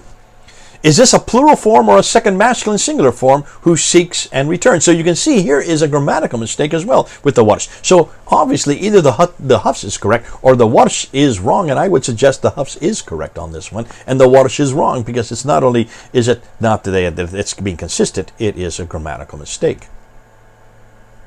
Here is Surah 6, Ayah 115. On the Haf, it says Kalimatu. Warsh, it's Kalimatu with a Dagar Aleph. You look, you can see the Dagar Aleph there, just above the yellow mark. One is word, the other is words, plural. And the word of your Lord has been fulfilled in the truth and in justice. None can change his words. And he is all here and the all-knower. Whereas in the Warsh, it's more correct. And the words of your Lord, and his words, it agrees. So the significance here is the word of God fulfilled or the words of God fulfilled. The singular Hafs word doesn't agree with the plural form in the second sentence. So I would suggest in this case, the Hafs is incorrect. Whereas the Warsh is correct. Before, remember, we saw the Warsh was incorrect and the Hafs is correct. So here you can see another grammatical mistake because it's not consistent. And it also then changes the meaning. In Surah 7, Ayah 57, you have Al-Riya Bushra versus Al-Layth Ibn has Al-Ri Nasra. One is called the winds bear good news, and the other is the wind scatters. So for the Hafs it reads, and he it is who sends forth the winds bearing good news before his mercy, until when they bring up a laden cloud. On the Al-Layth Ibn Khalid version, it's, and he it is who sends forth the wind as scatterers before his mercy until when they bring up a laden cloud. So, does the wind bear good news or does it scatter rain clouds? It seems the wind has two completely different functions here, and they don't have their story, because it depends on where you put the vowels and where you put the dots. And that's why it's important that you can see these are changes, and it changes the meaning quite substantially. Does it change the theology? Not in this case, but it changes the meaning. Let's jump to Surah 10, Ayah 2. The Hafs is Lasahirun, the dagger aleph within it. The Warsh is Lasihirun, no dagger aleph. So one is, have the people been amazed that we revealed revelation to a man from among them? But the disbelievers say, indeed, this is surely a magician. In the Warsh, it says, the disbelievers say, indeed, this is surely a work of magic. So, is revelation to a man the work of a magician or a work of magic? There's a confusion concerning whether it is a man or an action happening here. Now, you can say, okay, this doesn't change, it changes the meaning significantly, that's for sure. It changes who is doing the action here. But is that a theological problem? Possibly. Possibly. Let's move on. In chapter 18, verse 86, the Hafs has Hami'atin, which has no dagar aleph, and the Ibn Amir has Ha-Me'atin, which has the dagar aleph. You can see it there on the right, underlined by the yellow. So the one in the Hafs is translated, unto when he reached the setting of the sun, he found it setting in the spring of murky water. This is the story of Dul Qarnayn, Alexander the Great. According to Ibn Amir, it was setting in extremely hot water. So does the sun set in murky or extremely hot water? There's quite a difference between dark and gloomy and extremely hot as for when it comes to water. And of course it changes the whole significance of this story itself, because if the sun's setting in just murky water, that's different than it's setting in what it's causing to make the water boil by the sun setting in it. So you can see even there the whole context of what the sun does to water changes depending on which one of these you're going to go with. Now, when we get to 19, verse 77, the Hafs has Waladan, a child. Then have you seen he who disbelieved in our verses and said, I will surely be given wealth and a child. In the Khalaf, however, it says, then have you seen he who disbelieved in our verses and said, I will surely be given wealth and children. So are the disbelievers given one child or many children? I would want to know how many children I get to disbelieve. So that would also have a theological importation as well as the meaning changes. Chapter 37, verse 130. Il-Yasin versus Ali Yasin. One is Elias, and the other is the family of Elias. Peace be upon Elias, or is it peace be upon the family of Elias, according to the Warsh? Does only Elias or his whole family get blessed? I'm sure his family would like to know, wouldn't you? I would if I were his family. Chapter 38, verse 45. Ibadana, now with the dagar aleph, and Abdana, no dagar aleph. So, and remember our slaves, Ibrahim, Isaac, and Yaqub, owners, versus Al-Bazi says, and remember our slave, Ibrahim, Isaac, and Yaqub, owner. Now you can see right away there's a problem with Al-Bazi. Now, Hafs has their three listed slaves of Allah, or is it just one slave of Allah? I'm afraid Al-Bazi does not know how to count, because you cannot have a singular with three different names that follow it. So that's a grammatical mistake. That would change the meaning. It would also change the fact that God did not guard it very well, if he can make that kind of mistake. Now here you have chapter 47, verse 4. Hafs has Kutilu versus Katalu. One were killed and the other was fought. And the ones who have been killed in the ways of Allah, then He will never send their deeds into error. Versus the Warsh, which says, and the ones who fought in the way of Allah, then He will never send their deeds into error. Now the significance is, are we rewarded for being killed or simply for fighting? Given the choice, I would prefer simply fighting to be being killed. So I would rather go with Warsh on this one than Hafs. Hafs is much more dire because it means I'm going to be killed. Not so with Warsh. That would have a theological implication, and you can see this is one reason why you need to be consistent. It's obviously they're not consistent. Someone's changed it. Did Warsh change it or did Hafs change it? Both of them are nothing more than transmitters. Either one could have changed it. Let's just see which one they go with. We go with the Hafs on this case because the Hafs has been chosen. In chapter 49, the Hafs has fata bayanu, verify it, and the Khalaf has fata thabatu. One is verify it and the other is stand firm. O you who believe, if a rebellious evil person comes to you with news, verify it, lest you harm people in ignorance. Or do you just stand firm? Do we verify a bad person's news or stand firm? Verifying news is more practical than just standing still and doing nothing. You can see that has a huge change in meaning. I think that's enough. We've gone through quite a few. Let's compare then the Hafs with the Warsh.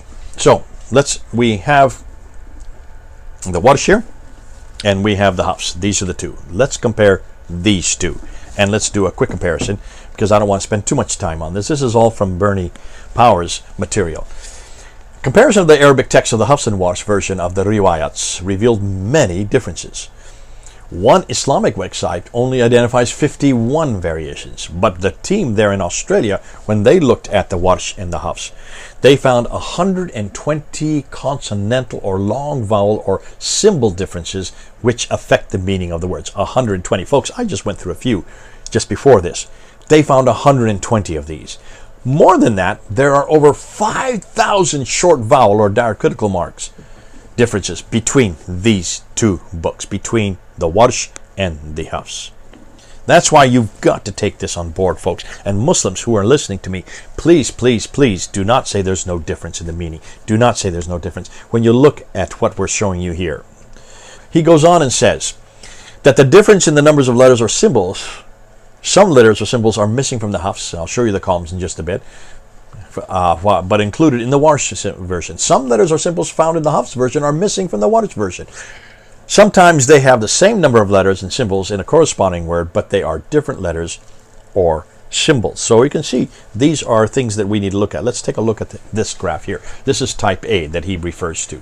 Now these are changing the meaning of nouns, and there are 11 instances that he has. Only 9 of them are up there on the screen. So you have one on the owner on the left versus the king. That's the most common one, chapter 1, verse 4. Or a bird versus flying, means of support versus valuable, the peace versus the greeting, good tidings versus proclamation, indeed a magician or indeed magic. We went through that all one. Keeper versus preservation. You can see this changes the meaning in every case. So these are very much different, shows the difference. Here's another one, type B, changing nouns from singular to plural. There are 30 instances that they found here. He's just giving 8. Could be a poor person or poor people. We went through that one. His message or his messages, word or words, by my messages or by my message. The unbelievers or the unbeliever. The wind, the winds, bed or beds, his book or his book. His books or his book. So you can see in every case, sometimes they're singular on one case, sometimes they're plural on the other, or it's vice versa. Here's another category, and this is changing meaning from a noun to a preposition. He made versus maker. Slaves versus with. Now that not only changes the meaning, but you can say in the context, it could also change the theology. Another type, a fourth type, is changing meaning to a different verb. They deceive or they tried to deceive in the Warsh version. In the Hafs, they lied versus they disbelieved. Well, that has a huge significance. I didn't go into that yet. He enjoyed or he commanded. We raise up or we resurrect. He fought or he was killed. We went into that one before, so we won't continue with that.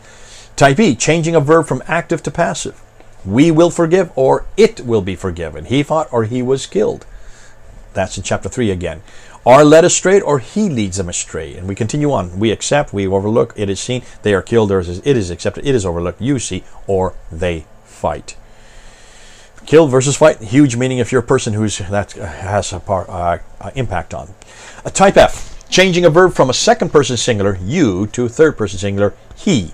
And here are 7 instances, they only have 6 up there. He sees, you see, you think, he thinks. He saved us versus you saved us. And you can go on and on. I don't want to spend too much time on this because it does get tedious. What you see type G here, changing a verb from a first person plural, we, to a first person singular or second person singular, you, or third person singular, he. And you can see he has arrows going where they change it all over the place. And that's why in every case, it does make the difference. It does change the meaning. In some cases, it changes the belief. In some cases, the practice. Another case, type H, where changing the verb from a second person plural, you, to third person plural, they. There are 23 instances. He only has 22 listed there. Here is I, changing from masculine to feminine. It is watered or it is watered feminine. It is almost feminine versus it is almost masculine. So it flips back and forth between male and female. Now that, you might say, has not too much significance unless you realize that in Arabic it has a huge significance, because if it's always male, if it's always dealing with people, it has to be male. If it's dealing with objects or things, it has to be female, especially in the, when it's talking about the plural form. Type J, changing a statement to a command. This is imperative. You will not ask. Do not ask. Take, according to Hafs in chapter 2, verse 125, versus they take. He said versus say. This is a lot. This happens an awful lot. Say versus he said. The kala versus kul. This you'll find an awful lot in the Quran. These changes, especially when we get to Dan Brubaker's material. Type K, no change of meaning. A different letter for a conjunction with a singular meaning. So you can see that it's no really change in meaning, but the writing is different. And you can see it does change the conjunction. So, and go forth versus go forth. All right, so it's because of this that you can see that people are now reflecting it. Now I just have a picture here of the 26 Qurans. I'm not going to put it up again because this will just make it much too long. But when we held up these 26 Qurans, and we went through just a few of the meanings, it caused such a furore there at Speaker's Corner. The first time we did it, Muhammad Hijab was right there, and you saw him in the video that we had up a few weeks ago, where he actually went and looked and tried to pull all the Muslims out, and he did. He pulled them out so they wouldn't see what we were showing, and they wouldn't hear what we were saying, especially when we showed the variants like I just did. And that caused a crisis of faith. We did this 3 times that summer in 2016. The third time we did it, we almost did not leave the corner. They tried to stop us. They tried to take the Qurans from us. They didn't want us to go to the road. They even broke the handle on our bag. You could see they were so upset with what we were saying and what we were showing. But that wasn't, we weren't doing anything that they should not have already known. Those Qurans that you see in our hands there, the ones that I have right here, these ones here, these are all available. You can get them, folks. That's why we're saying, go and get them. Don't blame us. Don't get upset with us. These are your Qurans, Muslims. They are on display. You can see them. You can get them. You don't have to get us from us. Don't get upset with us. We're just holding up the Qurans that you have published, that you are printing, and that are available even on the internet. So, folks, can you see then? We have to make sure we go and make this public. Now, let's go to the 1924 Hafs canonized text. This is 8 out of 10 of what we're going to go. Our present Qira'at Quran, the one that we're using today. That's, remember the 10 readers, there they are up on the screen. Nafi ibn Kathir, Abu Umar, Abu Imr, Asim, Hamza, Al-Kasai, Abu Jafar, Yaqub, and Khalaf. Where is Hafs there? You don't see Hafs there. The 20 transmitters, he then finally appears. There he is. You can see where he is. That's him right there. So he comes with the 20 transmitters, which then we have now 30. And he is there in the second ring, or you might say the second rung of importance. Was he a good choice? Should he have been chosen? They had 29 others they could have gone. Why did they choose him? No, he wasn't. Here's why. Now, I have 5 problems. First of all, he wasn't trustworthy and therefore not suitable. Secondly, he was not chosen for textual veracity or authenticity, but for political reason. Thirdly, he came from the wrong city. We're going to see that. Fourthly, he came from the wrong dialect or with the wrong dialect. And number 5, he should have been the last person amongst the 30 to have been chosen for the previous 4, because of the previous 4 reasons. Before we go to Hafs, however, let's look at Asim, his reader, the stable from which he came from. According to what we know, we are told that he received his Quran from Zar ibn Hubaysh, Abu Abd al-Rahman al-Sulami, and Abu Amr al-Shaybani, who supposedly received it from Ali ibn Abi Talib, the 4th caliph, and Ibn Masud from Kufa. Ibn Sa'd said this of him: Asim was reliable but made mistakes in the transmission. Abdullah al-Ab ibn Ahmed said this of him: Al-Amash memorized the tradition much more correctly. Yaqub bin Sufyan says his transmission of the tradition contains some confusion. And Ibn Ulayya said everyone named Asim was faulty in memorizing the tradition. Ibn Khara says his transmission of the tradition contains some deniable things. Al-Ukaili says this of him: he had no problem with Asim except poor memorization of the tradition. Al-Darakutni says this: Asim had fault of memory. And finally, Hamad Ibn al-Samilma says Asim became confused towards the end of his life. So there's not too much good that was said about Asim, and yet he is the reader from which Hafs comes from. Nonetheless, not much is said well about Asim. Let's then go to Hafs. What about Hafs? His real name is Hafs ibn Sulaiman al-Asadi. Born in 708, died in 709, from Kufa. Raised by Asim in Kufa, so that's why he knew him well. Hafs himself said that he did not depart from Asim's reading except in one word, which is in Surah Al-Rum, in Surah 30, verse 4. Now here's a question, before I even get into that. If that were the case, then why do we even need Hafs? If his was exactly the same as Asim. Now, folks, we have Asim and we also have Hafs. We're looking at them. We're going to see if he does, if he's exactly the same.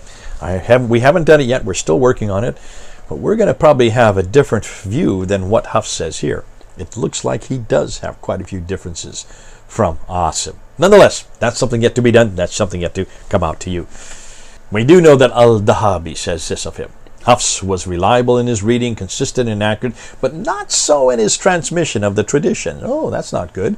Ibn Abi Hatim says this of him: his, that means Hafs, transmission of the tradition was rejected.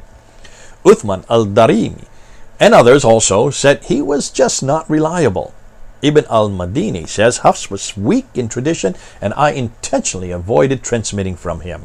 And al-Buhari, the famous al-Buhari that we know about from the 870, said he was rejected by the compilers of the biographical dictionaries. And then al-Nasa'i says this of him: I consider him untrustworthy, and the traditions he transmitted were not recorded. Okay, but there's others who had opinions of Hafs as well. Theirs was not any better. Al-Darakutni says, well, he considered him quite weak. Al-Saji says Hafs is one of those whose traditions have disappeared. What he transmitted contained objectionable traditions. Salih ibn Muhammad said his traditions were not recorded and all of them were objectionable. Ibn Kharash says Hafs was a liar and was rejected for fabricating traditions. Ibn Hayyan says he used to change the chains of transmission and even fabricated chains for those traditions that did not have ones. Conclusions?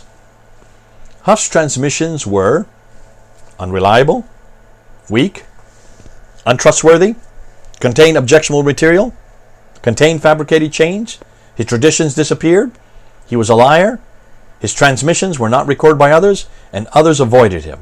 To the point that, according to Abd al-Rahman al-Muhdli, declared, I solemnly declare that it is not permissible to transmit traditions on his, that means Hafs' authority. Doesn't sound very resounding, does it? It doesn't look like he was well liked. So why in the world was Hafs chosen as the official Quran if he was so unreliable and so untrustworthy? Well, let's then go and look and see why he was canonized, or his text was canonized and chosen. In 1924, and you've heard this before, so I'm repeating something that most of you know, that's 96 years ago, there was a problem in the Department of Education there in Cairo, in the city of Cairo, because they were getting lots of tests that were coming in from students, high school students, excuse me, who were coming in with different answers in these standardized questions concerning the Quran. And the reason why is because they were having some that were written by Warish, others that were written by Shoba, others that were written by Ibn Kathir or Al-Kasai. So you can see they're getting so many different references and so many different answers that there was a difficulty, so they had to do something about it. So what they did is they went to this man, Muhammad ibn Ali al-Huzaini al-Haddad, who was from Al-Azhar University there, the primary university in the Arab-speaking world. And they asked him to just choose one of these 30, these official 30. And he chose the Hafs. Why did he choose the Hafs? Because that was the preferred qira'at of the Ottomans who were still in power up until 1924 as far as power, as far as the Caliphate. Not in Egypt, but in power as far as the Caliphate was concerned. So they chose the one that the Ottomans wanted. The other 29, what did they do with the other 29? They took them out into a boat and dumped them into the Nile. They just dumped them, thinking that that would get rid of them. Little did they know that you can still buy them today. You cannot get rid of them just by dumping them into the Nile. Folks, they're still on sale in 2020. I just got these 2 weeks ago. So you can see it does not any good, does you no good trying to censor that which you cannot censor. But that's what happened in 1924. Now, I want to show you Hatun's. Hatun has not just 30, she has 37 qira'ats, all Arabic. Count them, 37 of them. None of them are translations. These are all Arabic. I always said the Burning Power has 23. There you can see the 23. 23 of them that he has collected. So you can collect them as well. These are the variants, and when Hatun has looked at hers, just with 23 of hers, she has already found 93,000 differences. Her team, not her. Hatun hasn't done the work because she doesn't speak Arabic, doesn't write or read Arabic. It is her team that are all Arabs. They're all proficient in this. This is their language. This is also their expertise. They have found 93,263 variants within just 23 of them, of the 37 that she has collected. What's fascinating is that Hafs himself has 7 different Qurans. There are 7 Hafs. They have found 7 different Hafs. So even he is not consistent. In 1936, Egypt, the government of Egypt, decided to make the Hafs the official Qira'at, or the official Quran for all of Egypt, for all the schools in Egypt, because it was so it worked so well with what was happening in Cairo, and they call it the Farouk edition because it was named after King Farouk, who came to power in 1936. Because of the example of Egypt there in Saudi Arabia, 35 years ago, in 1985, the government decided to make the Hafs Qira'at the official Quran for the whole world, and they call it the Fad edition. So whenever you see the Fad edition, it's referring to the Hafs. That was chosen in 1985. King Fahd, who came to power in 1982. If that is the case, I have a problem. Hold on. Let's back up. Let's go back. Remember Al-Bukhari, volume 6, hadith number 510, which referred to Uthman's Quran. This is the reference we get about how Uthman's Quran was put together. Remember that when we went through this? There you can see it. That's from Al-Bukhari, volume 6, book number 61, hadith number 510. And there you see the reference, what was going on back there in 652. We are told that Hudayfa comes back from Azerbaijan after fighting up there, upset because he has heard different Qurans recited from Syria and Iraq. He insists that Uthman write one Qurayshi Quran and send it to every province, Mecca, Medina, Basra, Kufa, and Damascus. We talked about that, so that there would be no other Quran, just the Qurayshi Quran. And then Uthman burned all the other Qurans from Basra, Kufa, and Damascus to retain the Qurayshi Quran, just this one. Remember that? Remember we went through this? So where were the corrupted Qurans from? Let's remind ourselves. They were from, remember, where did they come from? 5 copies. 1, 2, 3, 4, 5. Boop, boop, boop, boop, boop, boop. Remember that? The corrupted Qurans were from Iraq and Syria. So the corrupted Qurans were from these cities, Basra, Kufa, and Damascus. Those are where the corrupted Qurans are from. Those are the ones that Uthman had burned, destroyed, back in 652, right? Remember, then you have these other 3 that were then introduced later on. Ubay ibn Ka'b with 116 references, Ibn Masud with 110, and then Ibn Musa with 114. Those are from the same 3 areas, Damascus, Kufa, and Basra. So it's obvious that the corrupted Qurans are from those cities, and the pure Qurans are from the Quraysh, there in Yathrib or Mecca, or what we now know today is Medina and Mecca. The corrupted Qurans were from Basra, Kufa, and Damascus. That's very clear. Let's now go back and ask this question. How many of the 10 readers use the Qurayshi dialect? Let's take a look. There they disappear, and then they come back. Nafi, he was from Medina. Ibn Kathir, he was from Mecca. and way down here, Abu Ja'far. So only 3 of the 10 readers were Qurayshi. 3 of the 10. The other 7 were not Qurayshi. You see that? I've highlighted them in yellow, just to remind you. Those are the 3 that are Qurayshi. The other 7 are not Qurayshi. How many of the 20 transmitted were Qurayshi? Well, Qalun, Al-Bazi, Qunbul, Isa ibn Wardan, and Ibn Jumaz. So only 5 out of the 20 of the transmitters were Qurayshi. That means of the 30 official qira'ats, only 8 use the Qurayshi dialect. Are you seeing that? Those are all the ones in yellow. Those are the only 8. Those are the only ones that are the pure ones. Those are the ones that should be chosen. Those are the ones that were canonized by Uthman. Those are the ones that were revealed to Muhammad. If there's any Quran that should be canonized today, it should be from those 8. Nafi, Khaldun, Ibn Kathir, Al-Bazi, Qunbul, Abu Ja'far, Isa ibn Wardan, or Ibn Jumaz. It should be one of those 8. Are you getting me? I hope you're looking at that. I hope you're understanding that. Hafs wasn't one of them. There's Hafs. Hafs was not one of them. In fact, his dialect from Kufa was one which was Uthman burned.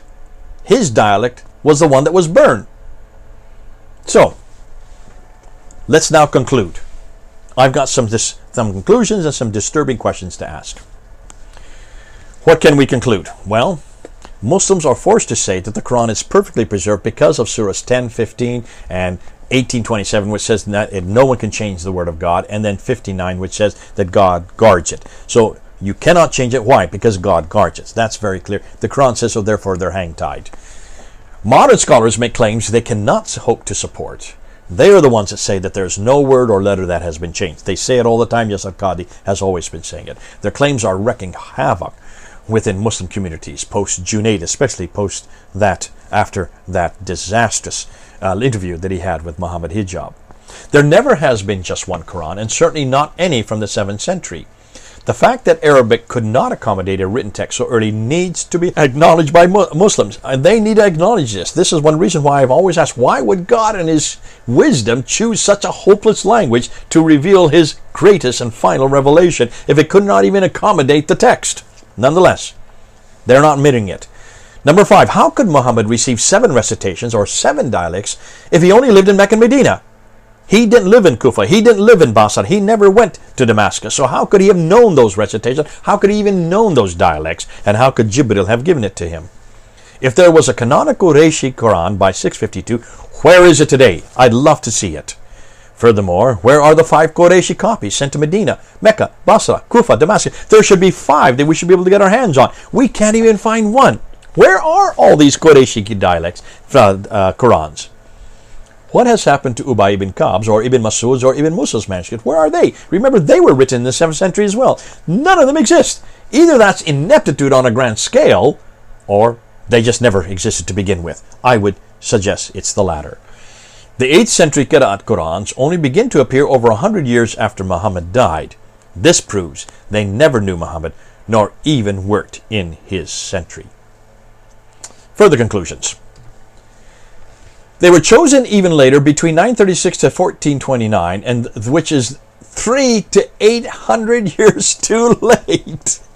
Oh dear. So the 7th, 8th century qira'ats cannot be the same as the 7th century Jibril's recitations. You cannot have the same 7 in the 8th and the 7th century because there's 100 years between them. So the 7 ones that were chosen by Ibn Mujahid in 936, which is the 10th century, cannot be the same as those in the 7th century because it's 300 years too later and they were only written 100 years too late. Okay, are you getting it?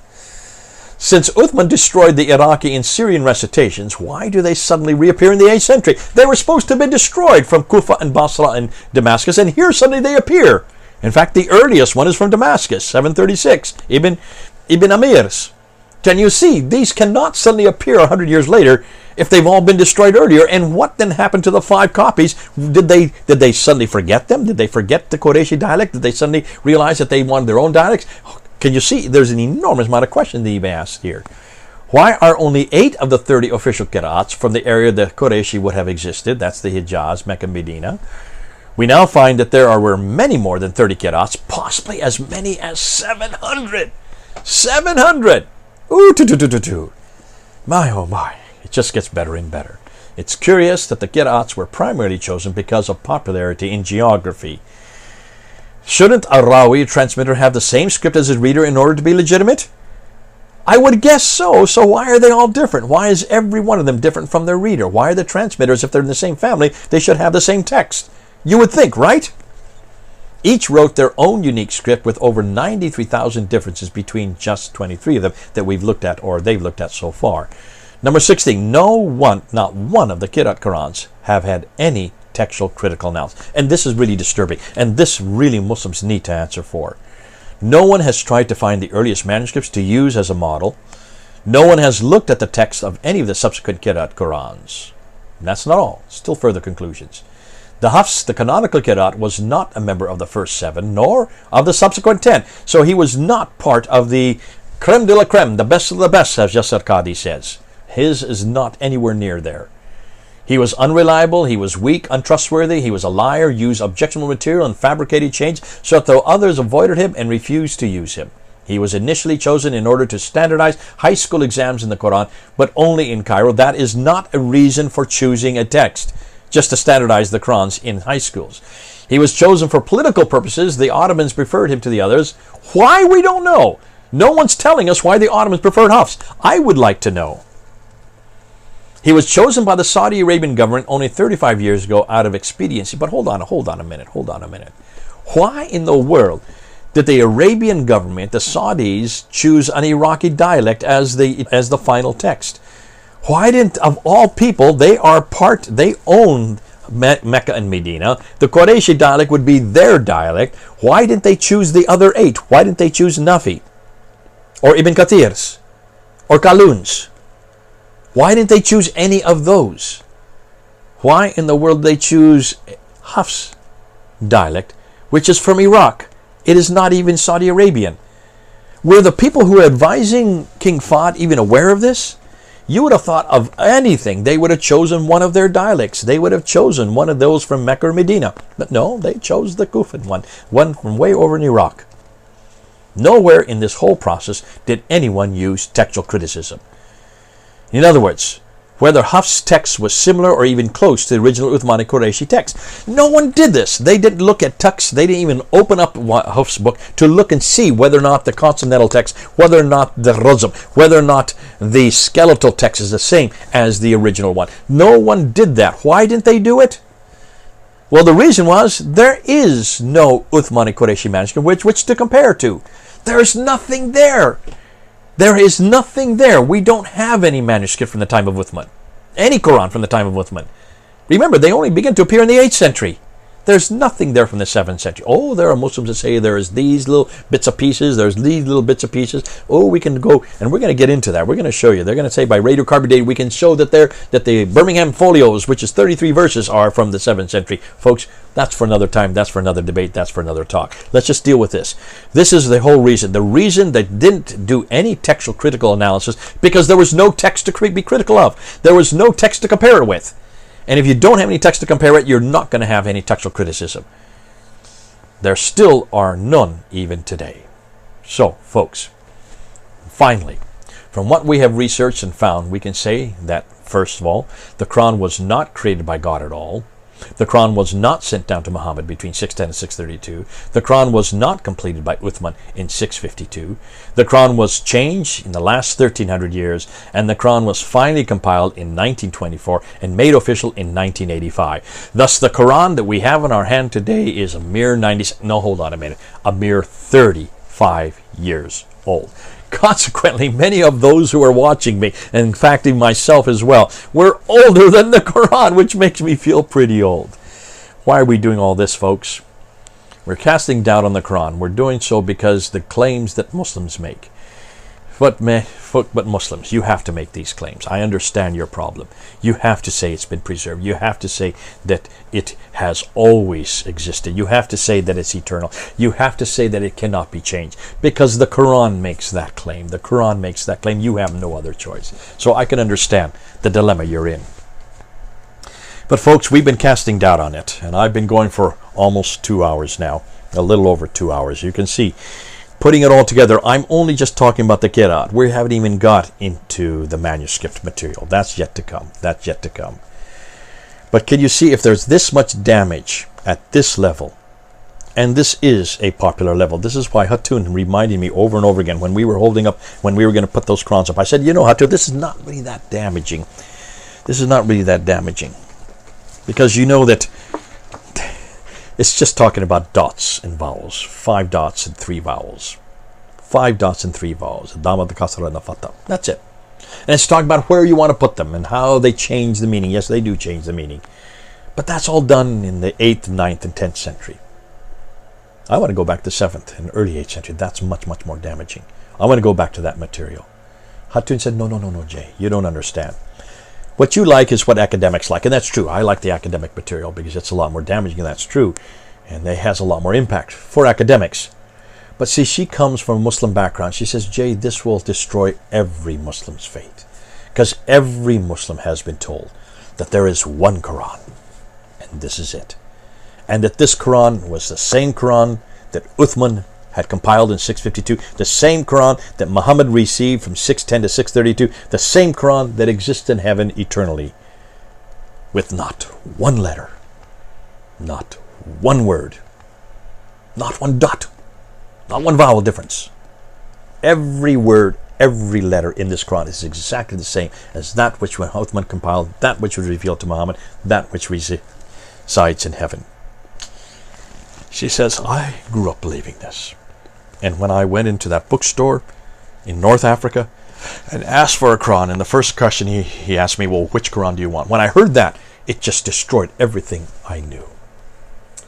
That's why on a popular level, the level that Muhammad hijab has to work on, the level that he had to ask that question of Yasir Qadhi, on that level, this destroys everything you know about the Quran, because it shuts down any notion that there is an eternal Quran. It shuts down any notion that the Quran has not been changed. It shuts down any notion that God has guarded his text. No, he hasn't guarded his text. It has been changed. This does not come from heaven.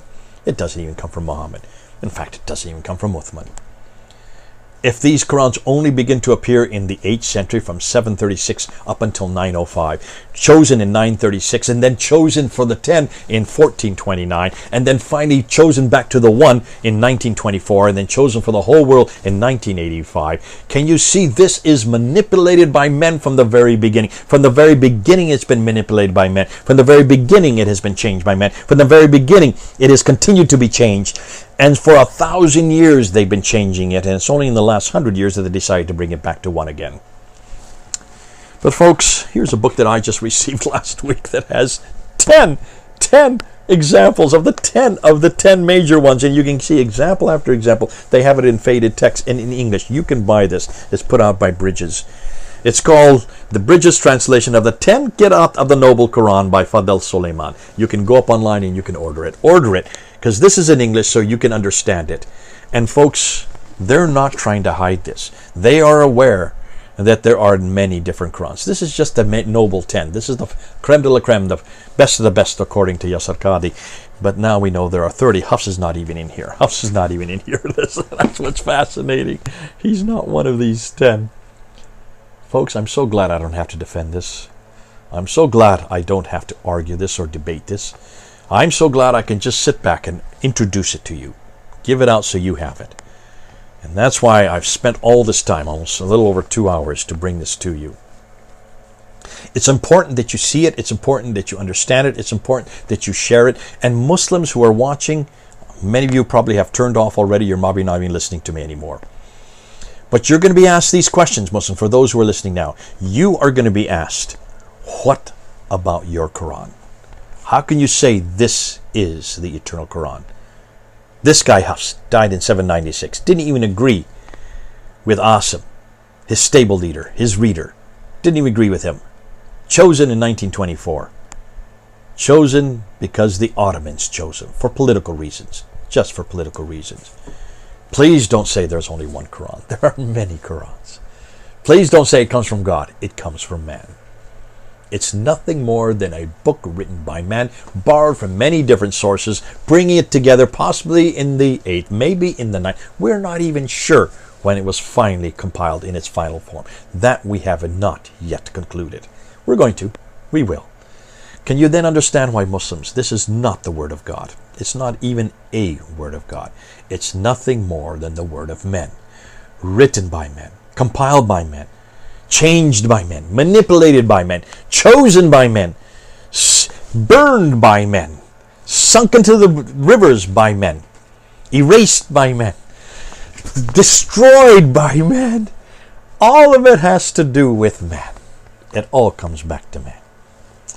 My Bible's not like that. My Bible is written by man. I'm aware of that. But I would never make these claims that it is eternal. Never made that claim. That sent down, no, I wouldn't make that claim either. Complete, yeah, it was complete in its original form. Change, yeah, we even know where it's changed. That's why we're transparent about it. Thank God I don't have to make this claim about my Bible, because it's not the Bible that's the Word of God, though we call it the Word of God. It's Jesus who's the Word of God. Jesus, who was not made by any man, has always existed. He is eternal. He did come down. He has always been consistent. He has never changed. The very thing you're looking for, I have in Jesus Christ. I don't need your Quran. I just need Jesus, the Word of God, the eternal Word of God, the unchanging Word of God. We don't argue about him or how many different Jesuses there are. There's only one Jesus. There's not 30 of him or 700 of him. And yet he is the Word of God. Come back to Jesus. He's there waiting for you. God bless you. This is Jay then. Over and out.